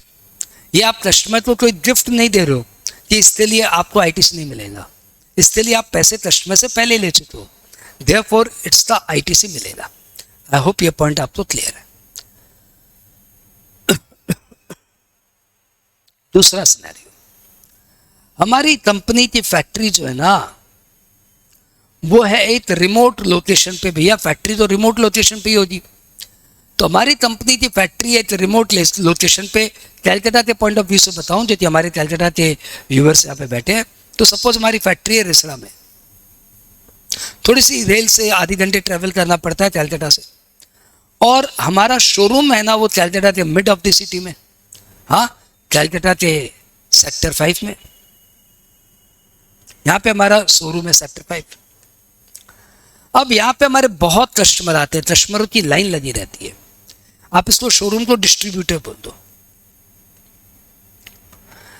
तो जब भी कस्टमर्स का लैपटॉप लेने आते हैं, वो पूछते हैं सर्विस सेंटर कहाँ है, राइट? क्योंकि आज की डेट में बहुत इंपॉर्टेंट, अपने भी कोई भी इलेक्ट्रॉनिक आइटम लेने जाते हैं तो हम लोग पूछते हैं सर्विस सेंटर कहाँ है। तो ये लोग बोलते भैया सर्विस सेंटर तो फैक्ट्री है, फैक्ट्री तो रिसड़ा में है, तो लोग सामान नहीं लेते। बोलते ना बाबा, खराब हो गया तो रिसड़ा कौन जाएगा। इस प्रॉब्लम को रिजॉल्व करने के लिए कंपनी ने क्या डिसाइड किया, रिसड़ा वाली फैक्ट्री वाली कंपनी ने क्या डिसाइड किया, उन्होंने कैलकाटा वाले डिस्ट्रीब्यूटर को बोला बाबू तू ही वहाँ पे रिपेयरिंग सर्विस देना शुरू कर दे, तू ही वहाँ पे रिपेयरिंग सर्विस देना शुरू कर दे, जो भी माल मटेरियल पैसा लगे हम लोग से रिम्बर्समेंट ले लेना। बोला okay I will do for you. अब फाइनली यहाँ से लैपटॉप जाता है और सर्विस सेंटर बताया जाता है यही दुकान, कस्टमर बहुत खुश है, जहाँ से माल ले रहे हैं वहीं पे रिपेयर हो जाएगी, तो कस्टमर आर वेरी हैप्पी, माल बिकने लग गया। अब एनुअली यहाँ पे जितना भी रिपेयर होता है उसका वो लोग बिल बना के फैक्ट्री के ऊपर रेज कर देते हैं कि भाई इस साल हमने आपके बिहाफ में 23 करोड़ 36 लाख की रिपेयरिंग सर्विस दी है फ्री ऑफ कॉस्ट। कस्टमर को फ्री में दिया, लेकिन उसका चार्जेस कंपनी से तो लेगा ना यार, तो कस्टमर्स कंपनी से लिया गया 23 करोड़ 36 लाख का एक बिल। क्या ये इससे जीएसटी लेंगे, हाँ या ना? क्वेश्चन ये आया। क्या डिस्ट्रीब्यूटर जो रिपेयरिंग कॉस्ट 23.36 लग रहा है, जो कि उन्होंने कंपनी के बिहाफ में कस्टमर्स को रिपेयरिंग सर्विस दिया, क्या इस पे जीएसटी लगेगा? तो answer is yes, it shall be subject to GST. और इस बिल का कंपनी आईटीसी ले सकता है। आई होप ये कॉन्सेप्ट क्लियर है। राइट, ये सारी बातें भाई साहब इस सर्कुलर में दिया हुआ है, आप इसको इत्मीनान से पढ़ना। काफी सारी और भी बातें हैं, लेकिन जितनी इंपॉर्टेंट बातें हैं दैट वी हैव डिस्कस। ठीक है, आओ आगे बढ़े।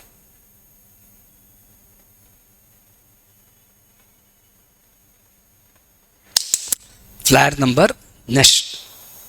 सर फ्लायर नंबर 40 कैसे आ गया? अरे बीच बीच छूट गया था भाई, तो लास्ट में डाल दिया। तुझे नंबर से क्या मतलब है? तू कंटेंट से मेहनत करना। ये क्या है? ये एक एग्जम्पशंस है जो कि फाइनल वालों को पूछेगा तो पूछेगा, इंटर वालों को नहीं पूछेगा। तो हम लोग सुनेंगे नहीं, हम लोग इंटर वाले हम सुनेंगे नहीं, वो तुम्हारा मन है। तुम यदि आगे बढ़ाना चाहते हो वीडियो तो आगे बढ़ा दो, लेकिन सुनने में कोई हर्ज नहीं है, क्योंकि एमसीक्यू बहुत बुरी चीज है, वो किसी को भी हिट कर देती है। प्रोविजन क्या है कि एक फॉरेन की एयर फ्लाइंग कंपनी है, उसकी इंडिया में भी एक ब्रांच है, और जब भी नेवी कुछ भी इनकी इश्यूज आती है रिपेयर की, या कोई भी सर्विस की दरकार पड़ती है, तो ये फॉरेन की एयर फ्लाइंग कंपनी इंडिया की ब्रांच को सर्विस देती है, और इस सर्विस लिए कोई चार्जेस नहीं लेती, फ्री ऑफ कॉस्ट। तो क्या इस पे जीएसटी लगना चाहिए कि नहीं लगना चाहिए? सर एक बार क्वेश्चन दोबारा बोलिए। हाँ दोबारा सुनो। एक फॉरेन की फ्लाइंग कंपनी अपनी इंडियन ब्रांच को जब भी कोई ट्रबल होती है तो सर्विस देती है, और इस सर्विस लिए कोई चार्जेस नहीं लेती, तो is it liable to GST और नॉट? तो भैया जी तुम सोचो, उसके पहले मैं बता दूं 7(1)(c) में दिया हुआ है कि if any import of service, ये इंपोर्ट ऑफ सर्विस है, फ्रॉम अ रिलेटेड पर्सन और distinct person for furtherance of business shall be treated as supply whether there is any consideration or not। तो भाई साहब कंसिडरेशन हो या नहीं हो, ये सप्लाई तो है, इसमें कोई दो राय नहीं है। लेकिन हमारी सरकार ने इसको एग्जम्पशंस दिया है। एग्जम्पशंस क्या सोच के दिया? एग्जम्पशन सरकार ने ये बोल के दिया कि देखो भैया, जैसे तुम्हारी फॉरेन फ्लाइंग कंपनी की हमारी ब्रांचेज है, वैसे हमारी भी इंडियन फ्लाइंग कंपनी की फॉरेन ब्रांचेज होगी, हमारी भी एयर इंडिया की फॉरेन में ब्रांचेज होगी। तो भैया यदि आप हमें भी इसी तरह का करेस्पॉन्डिंग एग्जम्पशन दे, यदि आप भी, आपकी गवर्नमेंट भी हमें इस तरह का एग्जम्पशंस देते हैं, तो हम भी आपकी कंट्री की फ्लाइंग कंपनी को एग्जम्पशंस देंगे। अब बायलैटरल एग्रीमेंट जिसमें दो कंट्री मिलके ये रिलैक्सेशन एक दूसरे को दे रही है कि तुम हमारी कंपनियों से टैक्स मत लो, हम तुम्हारी कंपनियों से टैक्स नहीं लेंगे। यदि ऐसा एग्रीमेंट हुआ है तो जीएसटी ने इसको एग्जेम्प्ट कर दिया है। ओ यस सर, एक बार फ्लायर पढ़ना पसंद करेंगे? हाँ जरूर पढ़ो। क्या है क्या है? अरे यहाँ पे क्या है क्या है? अरे यहाँ पे क्या है क्या है? अरे यहाँ पे क्या है क्या है? वाह भाई साहब वाह, वाह भाई साहब वाह, मान गए आप लोग।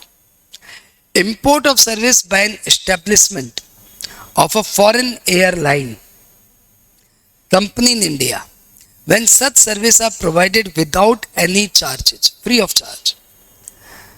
exemptions है, ये exemptions ने नोटिफिकेशन में ला दिया गया, लेकिन इस exemption के पीछे कंडीशन डाला गया। To avail this exemption, all the following conditions must be satisfied।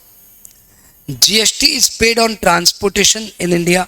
वो फ्लाइंग कंपनी, अरे वो इंडियन ब्रांच से जब फ्लाइट उड़ता है तो उस फ्लाइट पे वो जीएसटी देते हैं, ऑब्वियसली देंगे, क्यों नहीं देंगे। उस फॉरेन एयरलाइन की जो एस्टेब्लिशमेंट इंडिया में है, वो एस्टेब्लिशमेंट हर हाल में जीएसटी देती है on transport of goods and transport of passenger in India.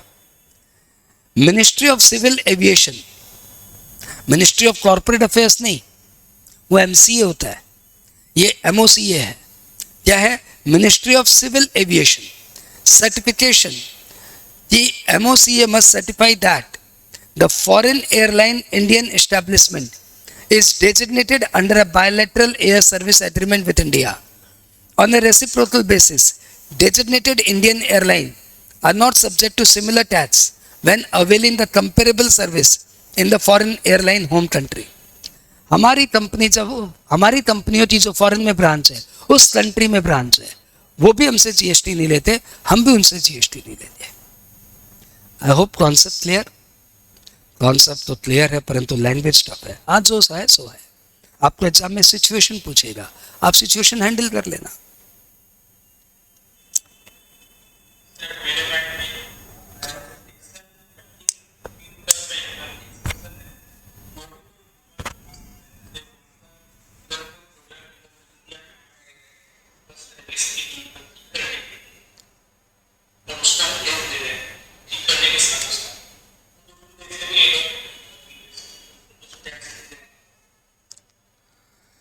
Section 13 deals with, आप सेक्शन 13 ऑफ आईजीएसटी की बात करो, अच्छा लिंक कर रहे हो, रेलिवेंट लिंक कर रहे हो, लेकिन section 13(3) of IGST act relating to place of supply, उसमें ये पॉइंट है कि यदि कोई फॉरेन कंपनी का कोई भी गुड्स इंडिया में आता है और आप उस पर सर्विस देते हो और सर्विस देने के बाद वो इमीडिएटली एक्सपोर्ट हो जाता है, तो उसको पर प्लेस ऑफ सप्लाई माना जाएगा आउटसाइड इंडिया, और जब place of supply outside India माना जाएगा तो जीएसटी नहीं लगेगी।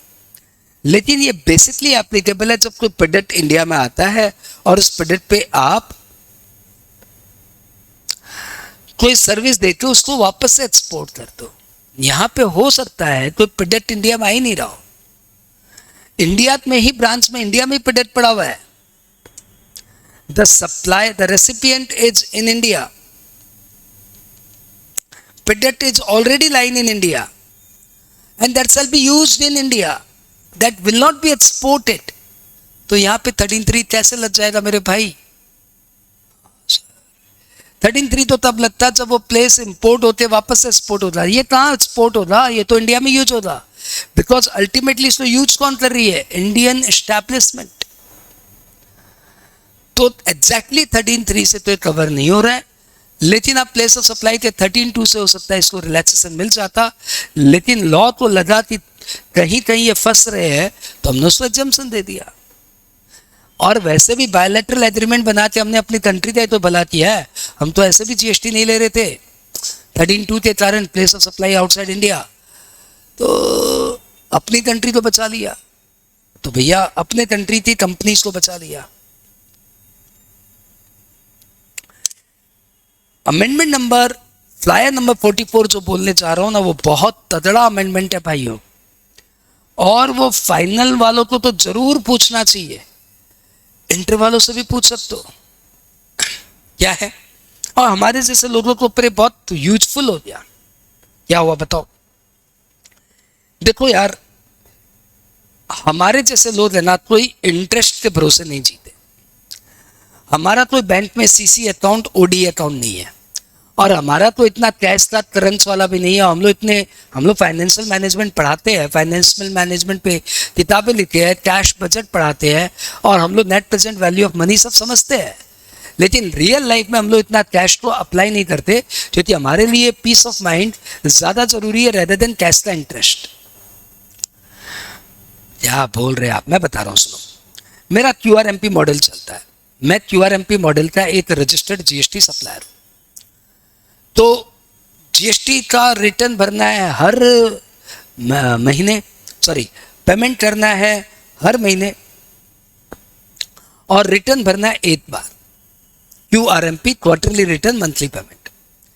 तो मुझे नहीं मालूम मेरा इस महीने का कितना जीएसटी आएगा नहीं आएगा, मैं हिसाब ही नहीं कर पा रहा हूँ ना, सुबह शाम तो पढ़ाने में लगे हुए हैं। तो हम लोग क्या करते हैं, एक साथ एक एडहॉक अमाउंट सपोज दे दिया, इस क्वार्टर का 1 लाख रुपया, 1 लाख रुपया देना हो गया, और जीएसटी पहले महीने की हुई 20,000 रुपया, आई डोंट बॉदर, मैंने एक बार में 1 लाख रुपया दे दिया। अगले महीने का जीएसटी हुआ 30,000 रुपया, मेरा 1 लाख रुपया दिया हुआ है। अगले महीने का जीएसटी है 40,000 रुपया, मेरा 1 लाख रुपया दिया हुआ है। जमला हटाना, एक बार में 1 लाख रुपया दे दिया था तुम, कौन 3 बार पेमेंट करेगा भाई?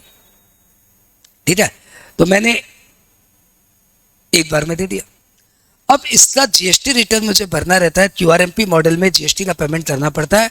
24 पेमेंट करना रहता है 25 को, और रिटर्न भरना रहता है 23-24 को। तो 23 तारीख को मुझे रिटर्न भरना है।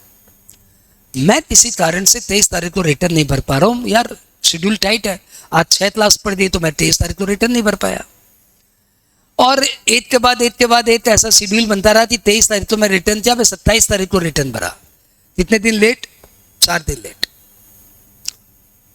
4 दिन मेरा रिटर्न लेट हो गया। तो आपको पता है कि यदि आपका रिटर्न लेट होता है तो आप पेमेंट तो रिटर्न के साथ ही करते हो। ये अलग बात है कि मेरा पेमेंट पहले से किया हुआ है, लेकिन वो पेमेंट कहां पड़ा हुआ है? ई कैश लेजर में। वो पेमेंट ई कैश लेजर में पड़ा हुआ है, और जब तक आप रिटर्न नहीं भरेंगे आपकी लायबिलिटी लेजर से ई कैश लेजर सेट ऑफ नहीं होगा। यानी आपने जो जीएसटीआर 1 भरा है वो बता रहा है कि आपकी लायबिलिटी है 20,000। आपने जो जीएसटीआर 2 भरा है वो, सॉरी, जीएसटीआर 1 जो अगले महीने के लिए भरा है वो बता रहा है आपकी लायबिलिटी है 30,000। अब जीएसटीआर 3B भरूंगा ना तो लायबिलिटी आएगी पूरी की पूरी 90,000 एक साथ, और फिर वो पेमेंट लेजर से एडजस्ट होगा। फिर मेरे पेमेंट लेजर में 10,000 रुपया पड़ा रहेगा। अभी मेरे पेमेंट लेजर में 1 लाख रुपया कैश लेजर में 1 लाख रुपया पड़ा हुआ है, और लायबिलिटी लेजर बोल रहा है कि भैया आपने रिटर्न लेट भरा है तो आपका पेमेंट लेट हो रहा है। तो हमने बोला यार रिटर्न भले लेट भरा हूं लेकिन पैसा समय पे दे दिया हूं, तो आप मेरे से इंटरेस्ट मत लो। लेकिन गवर्नमेंट बोलता है ना ना, जब तक आप रिटर्न नहीं भरेंगे आपकी लायबिलिटी एडजस्ट कैसे होगी? तो रिटर्न लेट भरने के लिए हम आपसे लेट फीस लेंगे for filing of return, plus आपसे इंटरेस्ट और लेंगे। ऐसा ही होते आ रहा था। इस साल गवर्नमेंट ने बोल दिया कि यदि कोई बंदा रिटर्न लेट भरता है लेकिन उसके ई कैश लेजर में सफिशिएंट बैलेंस है तो उसको पर इंटरेस्ट एट द रेट 18% मत लगाइए। He will not be liable. He will not be liable to interest if he had sufficient cash balance in his e-cash ledger. In spite he filed late return. He shall be liable for late fees, but he shall not be liable for interest for late payment of GST. क्योंकि वास्तव में मैंने तो payment पहले ही कर रहा है यार, किस बात का पेमेंट का झलमला डाल रहे हो? लेकिन पहले बोलते ना ना, जीएसटीआर 3B लेट भरने से आपका इंटरेस्ट भी लगेगा। अब वो लोग बोल दिए इंटरेस्ट नहीं लगेगा। अब मेरे जैसे लोगों को सुकून मिल गया जो एक बार में पेमेंट कर देते हैं उसके बाद में बैठे रहते हैं। क्या वो 1 लाख रुपया कौन सा बैंक एफडी में डाल के मुझे 80,000 का 3 महीने का इंटरेस्ट कमाना है? तो I am not into that. तो मेरा लगता है कि भैया पहले से पेमेंट कर दिया, बाद में भूल भी जाऊं तो कोई लफड़ा नहीं। बात क्लियर क्या? बात क्लियर क्या? इस सर्कुलर को एक बार आप बहुत प्यार से पढ़ लीजिए। सर्कुलर नहीं, नोटिफिकेशन। सर्कुलर तो क्लैरिफिकेशन होता है, ये नोटिफिकेशन के थ्रू क्लैरिफिकेशन है। Under rule 88B1 of CGST rule inserted via notification dated 10 July 24, अब आया 10 जुलाई 24 को। It is explicitly stated that if an amount has been credited to the electronic cash ledger on or before the due date of filing of return, but is only debited when the filing of return after the due date, then that credited amount is excluded from the calculation of interest so long as the amount remained in the ledger from the due date until if it was actually debited to the at the time of filing of return. If you have balance in e-cash ledger but GSTR 3B late filed, then interest shall not be levied. ये मैंने अपनी भाषा में लिख दिया है। ये law की भाषा थी, ये मेरी ब्लू वाली मेरी भाषा है। व्हाइट वाली लॉ की भाषा, ब्लू वाली मेरी भाषा। बात आपको क्लियर है? एग्जाम के लिए वाइटल नजर आ रहा है आपको ये? राइट, खुश रहो।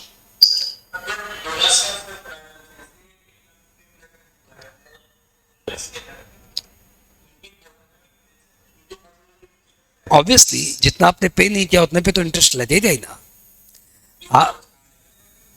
आपके ई टेस्ट लेजर में 20,000 रुपया है, आपकी लाइबिलिटी भी 1 लाख रुपए की है, तो 80,000 रुपये आपको इंटरेस्ट देना पड़ेगा। Okay,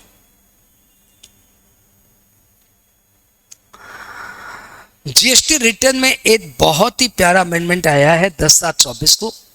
I am very sure you are aware about it, लेकिन ये इंपॉर्टेंट इतना है कि आप इसको ध्यान से सुनो।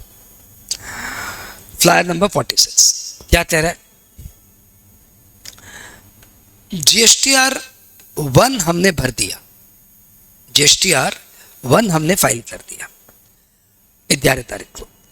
हमें मालूम पड़ा कि इसमें कुछ मिस्टेक रह रही है, तो लॉ बोलता है अब जब अगला रिटर्न भरोगे तब उसके साथ रेक्टिफाई करना। 2 प्रॉब्लम आ रही है, एक तो मेरे सप्लायर को आईटीसी नहीं मिल रहा है और दूसरा मेरा इंटरेस्ट चढ़ रहा है। मेरे सप्लायर को आईटीसी नहीं मिल रहा है, मेरा इंटरेस्ट चढ़ रहा है, और मेरे माथे में एक हेडेक, याद रखो नहीं तो भूल जाओगे तो फिर प्रॉब्लम।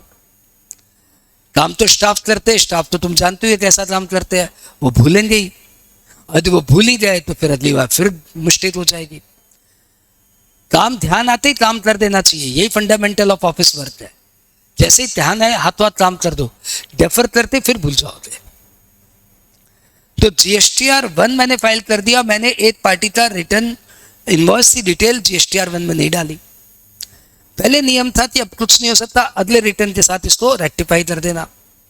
अब लॉ ने बोला कोई बात नहीं, आप जीएसटीआर 1A भर के आप अपने 1 को रेक्टिफाई कर दीजिए।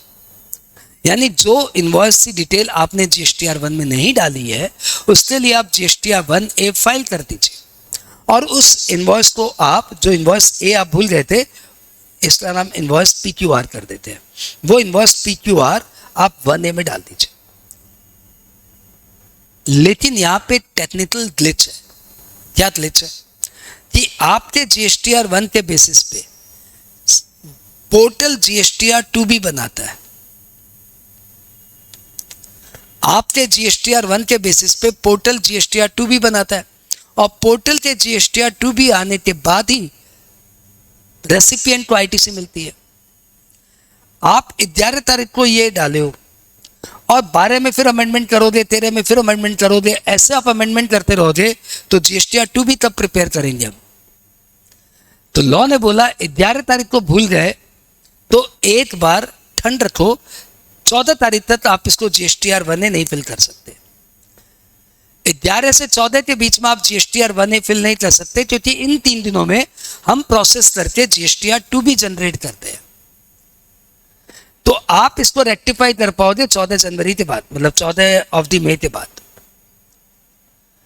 यानी जीएसटीआर 2B में आपका ये रेक्टिफिकेशन इनकॉर्पोरेट नहीं होगा, यानी रेसिपिएंट को इसकी आईटीसी इस महीने नहीं मिलेगी। रेसिपिएंट को आईटीसी तो अगले महीने ही मिलेगी, क्योंकि आप 11 में भूल चुके हो। सिंस आप 11 में भूल चुके हो, 11 तारीख को भूल चुके हो, तो आपके रेसिपिएंट को आईटीसी इस मंथ नहीं मिलने वाला। आप जीएसटीआर 1A भर दीजिए, अगले महीने आपके रेसिपिएंट को आईटीसी मिल जाएगा। तो फिर हम काहे को पहले भरे? आप जब जीएसटीआर 3B भरेंगे तो आप इसको इनकॉर्पोरेट कर पाएंगे अपनी आउटपुट लायबिलिटी में, और आपका पेमेंट इसी मंथ हो जाएगा और आपको इंटरेस्ट नहीं देना पड़ेगा। अब वहां पे बैठे जो ऑफिसेज में काम किए हुए ना, वो बोलते हैं ऐसे भी तो हम जीएसटीआर 3B में दिखा सकता था। मतलब हम जीएसटीआर 1 में दिखाया है मेरी आउटपुट सप्लाई 40 लाख है, और जीएसटीआर 3B में मैं अपनी आउटपुट सप्लाई 50 लाख दिखा दूं तो गवर्नमेंट कुछ नाराज होगा क्या? तो आंसर इज डेफिनेटली आप दिखा सकते हो, कोई प्रॉब्लम नहीं है। लेकिन जीएसटीआर 1 और जीएसटीआर 3B में ज्यादा वेरिएंस आने से गवर्नमेंट आपका रजिस्ट्रेशन भी कैंसिल कर सकता है। तो वेरिएंस शुड नॉट हैपन।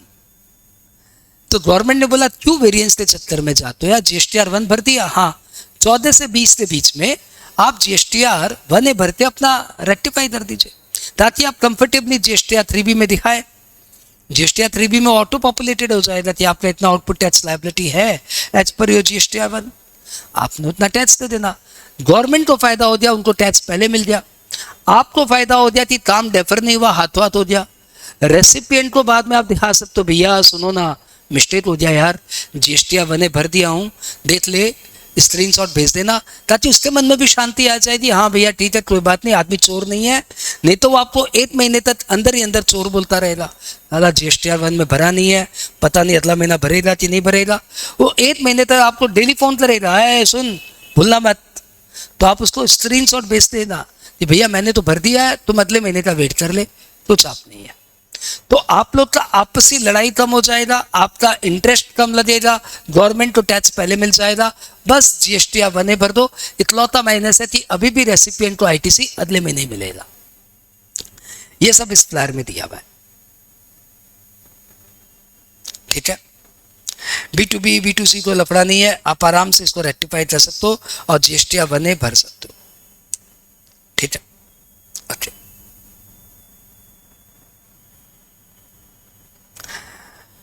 ये अमेंडमेंट तो यार बहुत पुराना हो गया कि शेड्यूल 3 में सभी को पता होगा, लेकिन कोई बच्चा एकदम ही आउट ऑफ टच है पिछले साल भर से, तो उसको सुन लेना चाहिए कि शेड्यूल 3 में जो नॉट सप्लाई का लिस्ट था, उसमें ABCDEFGHI बोल के मैंने अपने बच्चों को याद करा रहा था कि भैया ये 9 एक्सेप्शंस है, ये सप्लाई नहीं माने जाते। जैसे एक्शनेबल क्लेम के transaction other than specified actionable claim, जैसे MPMLA की सर्विस, कोर्ट ट्रिब्यूनल की service, immovable property purchase after completion certificate, या एम्प्लॉय की सर्विस टू एम्प्लॉयर, या फ्यूनरल की सर्विस, क्रीमेटोरियम की सर्विस, या हाई सी सेल, या कस्टम वेयर हाउस में सेल, या इंडिया से बाहर से लाया, इंडिया के बाहर ही सप्लाई कर दिया।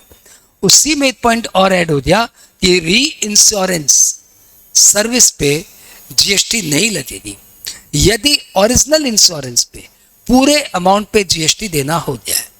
वैसे ही यदि ओरिजिनल अमाउंट पे री इंश्योरेंस के कमीशन पे जीएसटी देना हो गया, तो फिर री इंश्योरेंस कमीशन पे अलग से जीएसटी देना नहीं पड़ेगा। मैं एक बार आपको दिखा देता हूं।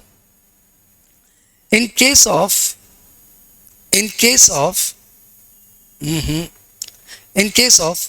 co-insurer for the insurance service jointly supplied by the lead insurer, मतलब एक मेन इंश्योरर है, and the co-insurer to the insured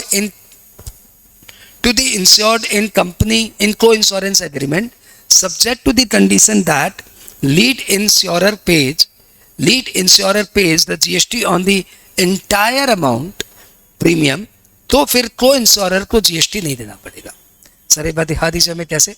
suppose Bajaj insurance के साथ ICICI प्रूडेंशियल ने ज्वाइन किया है और इंश्योर किया है सपोज AN कंपनी को। AN कंपनी को बजाज कंपनी ने बिल दिया है, दो इंश्योरेंस इन दोनों ने मिलकर किया है, लेकिन ये लीड इंश्योरर है और इसने बजाज इंश्योरेंस ने AN कंपनी को बिल दिया है सपोज 50 लाख के प्रीमियम का, और इस पे जीएसटी चार्ज किया है, और ये 9 लाख जीएसटी गवर्नमेंट को जमा हो गई है। बाद में बजाज इंश्योरेंस ने ICICI पे 25 लाख का एक बिल रेज कर दिया है 18%, और ये प्रीमियम इन्हें मिल जा रहा है।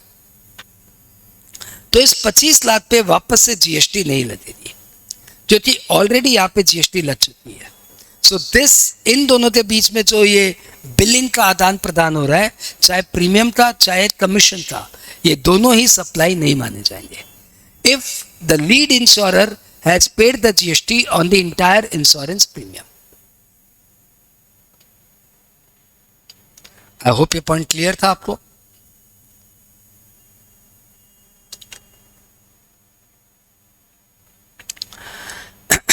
बड़ा वाइटल है भैया, बड़ा वाइटल है, आईटीसी से रिलेटेड क्वेश्चन है, ध्यान से सुनो भैया। आईटीसी से रिलेटेड क्वेश्चन है। क्वेश्चन क्या हुआ कि हम लोग है कार मैन्युफैक्चरर,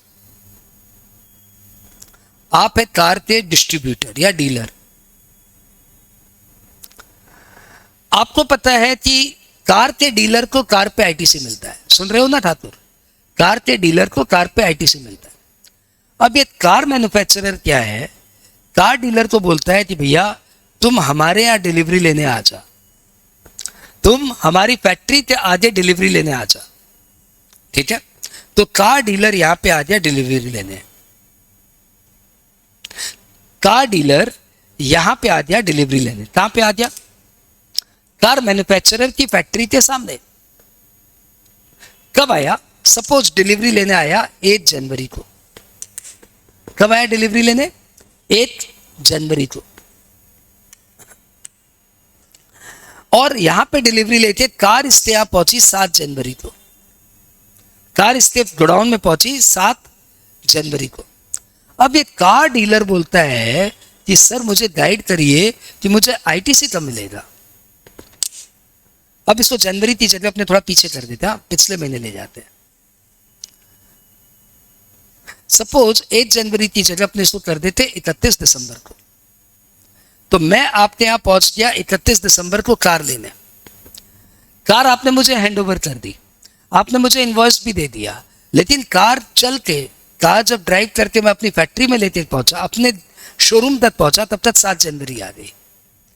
तो भाई साहब मुझे आईटीसी कब मिलेगी? जब मैं आईटीसी के कंटेक्स्ट में इसको डील करता हूं तो थोड़ा ध्यान से सुनना आप। आईटीसी में आपने सेक्शन 16(2) पढ़ा है। 16(2) में आपने क्या पढ़ा कि ITC can be taken only when the goods are received, goods नहीं, supply is received by the recipient. तो यहां पे रेसिपिएंट कौन है? Car dealer. इससे यहां पे कार पहुंची 7 जनवरी को। ये पूछ रहा है मैं आईटीसी कब ले सकता हूं? इनवॉइस मेरे पास 31 दिसंबर का है, मैन्युफैक्चरर ने मुझे कार यहाँ पे दे दी थी, कार में लेते आया यहाँ पे, तो आते आते 7 जनवरी हो गई। तो आईटीसी दिसंबर में लूं या जनवरी में लूं? He is confuse. आपका आंसर क्या है? आंसर दीजिए फटाफट, फटाफट टाइप करिए। तो भैया हमारे यहाँ एक होनहार छात्र बोल रहा है जनवरी में मिलना चाहिए। अच्छा पहले बताओ क्वेश्चन कैसा लगा? क्वेश्चन है ना बड़ा ही कलाकृति वाला, हाँ, लेकिन आंसर बड़ा सिंपल है यार। मैं तुम्हें हमेशा पढ़ाता हूँ, जो मेरे यहाँ पढ़ते हैं मैं उन सबको बताता हूँ कि टैक्स, अकाउंट्स, कॉस्ट, इन सारे पेपर्स में, खास करके अकाउंट्स एंड कॉस्ट में, आप बिजनेस समझो, ये सबसे बेसी इंपॉर्टेंट है, न कि ट्रीटमेंट।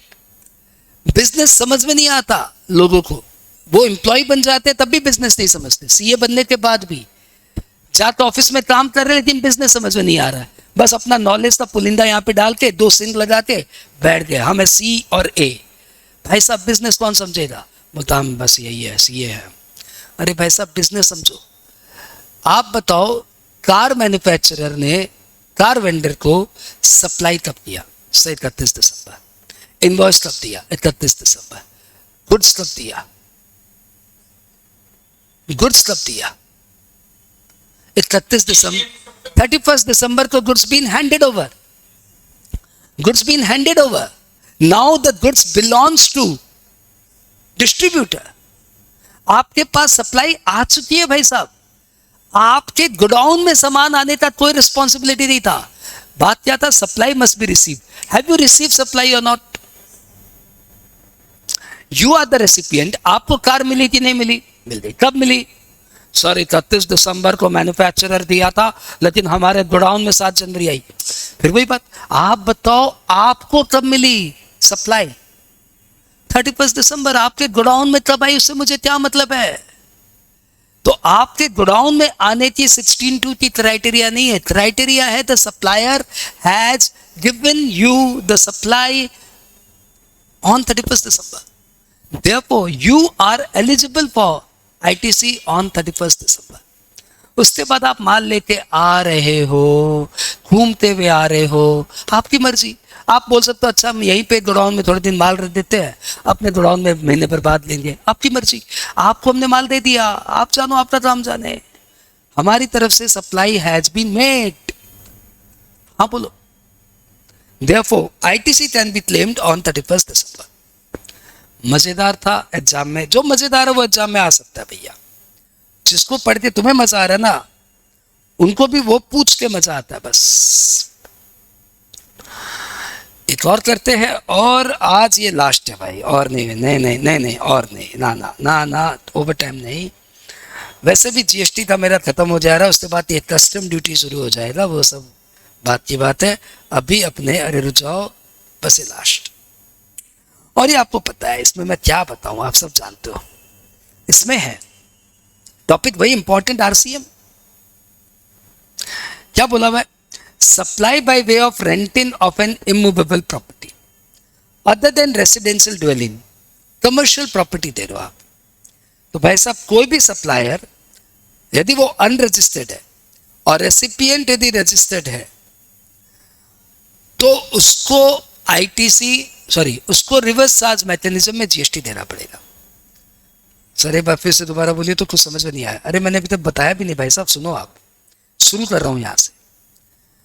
तो आप लोग की सप्लाई क्या है, आप लोग की नेचर ऑफ सप्लाई है renting of commercial unit, renting of commercial unit. Supplier कौन है, सप्लायर है अनरजिस्टर्ड पर्सन, रेसिपिएंट कौन है, रजिस्टर्ड पर्सन। तो इस पे आरसीएम लगेगा। तो इसमें अमेंडमेंट क्या है, पॉइंट तो बहुत पुराना है, इसमें अमेंडमेंट ये है कि registered person other than composite scheme supplier. ओ ये नहीं पता था, हाँ तो ये नया है ना। तो कंपोजिट स्कीम सप्लायर यदि रजिस्टर्ड है तो आरसीएम नहीं लगेगा। तो सर क्या लगेगा, जीएसटी नहीं लगेगा, क्योंकि ये तो जीएसटी देगा नहीं, क्योंकि ये तो अनरजिस्टर्ड है। और आप जीएसटी दोगे नहीं क्योंकि आपको एक्सक्लूड किया गया है। तो जीएसटी ना आप देंगे ना ये देंगे। अरे वाह, ये तो बच गए हम। ये तो कंपोजिट स्कीम के ऊपर दया हो गई, भयंकर वाली दया। आप सोचो ना भाई साहब, सोचो सोचो प्लीज सोचो। आपकी एक छोटी सी दुकान है आपके घर के नीचे, आपके रेसिडेंशियल बिल्डिंग के नीचे आपकी छोटी सी दुकान है, वो आपने भाड़े पे दे रखी है भाई साहब को 20,000 रुपये महीने में। आप तो रहे अनरजिस्टर्ड, क्योंकि आपकी तो 20,000 2,40,000 की सप्लाई, आप क्यों रजिस्ट्रेशन कराओगे। वो भाई साहब का 40 लाख से ऊपर का टर्नओवर है, तो उन्होंने जीएसटी में कंपोजिट स्कीम ले रखी है। अभी क्या हो रहा था, अभी हो रहा था कि ये अनरजिस्टर्ड सप्लायर ने एक रजिस्टर्ड बंदे को सप्लाई किया तो 2,40,000 पे 12% जीएसटी लग जाती थी, और बेचारे कंपोजिट स्कीम को वाले को आईटीसी भी नहीं मिलती। तो 2,40,000 का 12% बोले तो 28,800 का नुकसान हो रहा था। एक छोटा सा अमेंडमेंट आ गया क्या, एक्सक्लूडिंग कंपोजिट स्कीम सप्लायर, और इन सारे छोटे दुकानदारों की अब ये 28,800 की जीएसटी बच गई। तो आप अपने छोटे मोटे वेंडर जो आपके दोस्त या रिलेटिव्स है उनको बता देना ये अमेंडमेंट कि भाई अब से तुम इस पे रिवर्स चार्ज मैकेनिज्म पे जीएसटी मत देना, क्योंकि अब तुम्हारे ऊपर आरसीएम नहीं लगता और सामने वाला भी जीएसटी नहीं देगा, तुम भी जीएसटी नहीं देगा। लिटरली तुम लोग एग्जाम्प्ट हो गए। कौन, कंपोजिट स्कीम सप्लायर। और कंपोजिट स्कीम सप्लायर को बोल देना कि जब भी दुकान ले तो एक अनरजिस्टर्ड सप्लायर से लेना, रजिस्टर्ड से लेगा तुमसे जीएसटी चार्ज करेगा, तेरा 12% रेंट बढ़ जाएगा। अनरजिस्टर्ड ढूंढ के ले, तेरा 12% नहीं रहेगा। वाह, ये तो अच्छी प्लानिंग है। ठीक है, तो इस छोटे से पॉइंट के साथ आज की हमारी अमेंडमेंट क्लास ओवर। जीएसटी के ऊपर मैंने आपको बहुत सारे फ्लायर दिए, एक पीडीएफ बना के हमने डिस्क्रिप्शन बॉक्स पे, मतलब ये क्लास यूट्यूब में अपलोड हो गई इसकी पहले वाली क्लास, और उसमें एक पीडीएफ बनाते हमने ये जितने फ्लायर लास्ट क्लास यूज हुए थे सब अपलोड हो गए। और ये जब क्लास अपलोड होगी यूट्यूब में तो ये सारे का भी एक ही पीडीएफ में सब बना के उसके भी डिस्क्रिप्शन बॉक्स में सारे फ्लायर अपलोड हो जाएंगे। इसके अलावा इंस्टाग्राम में फ्लायर डेली अपलोड हो रहे हैं, वहाँ से भी आप देख सकते हो। लेकिन क्यों मददमारी करते हो, एक साथ पीडीएफ ले लेना, वहाँ से देख लेना। ठीक है, मस्ती मारो। थैंक यू फॉर अटेंडिंग और आई होप यू एंजॉयड। कोई भी क्वेरी हो व्हाट्सएप में जरूर पूछना।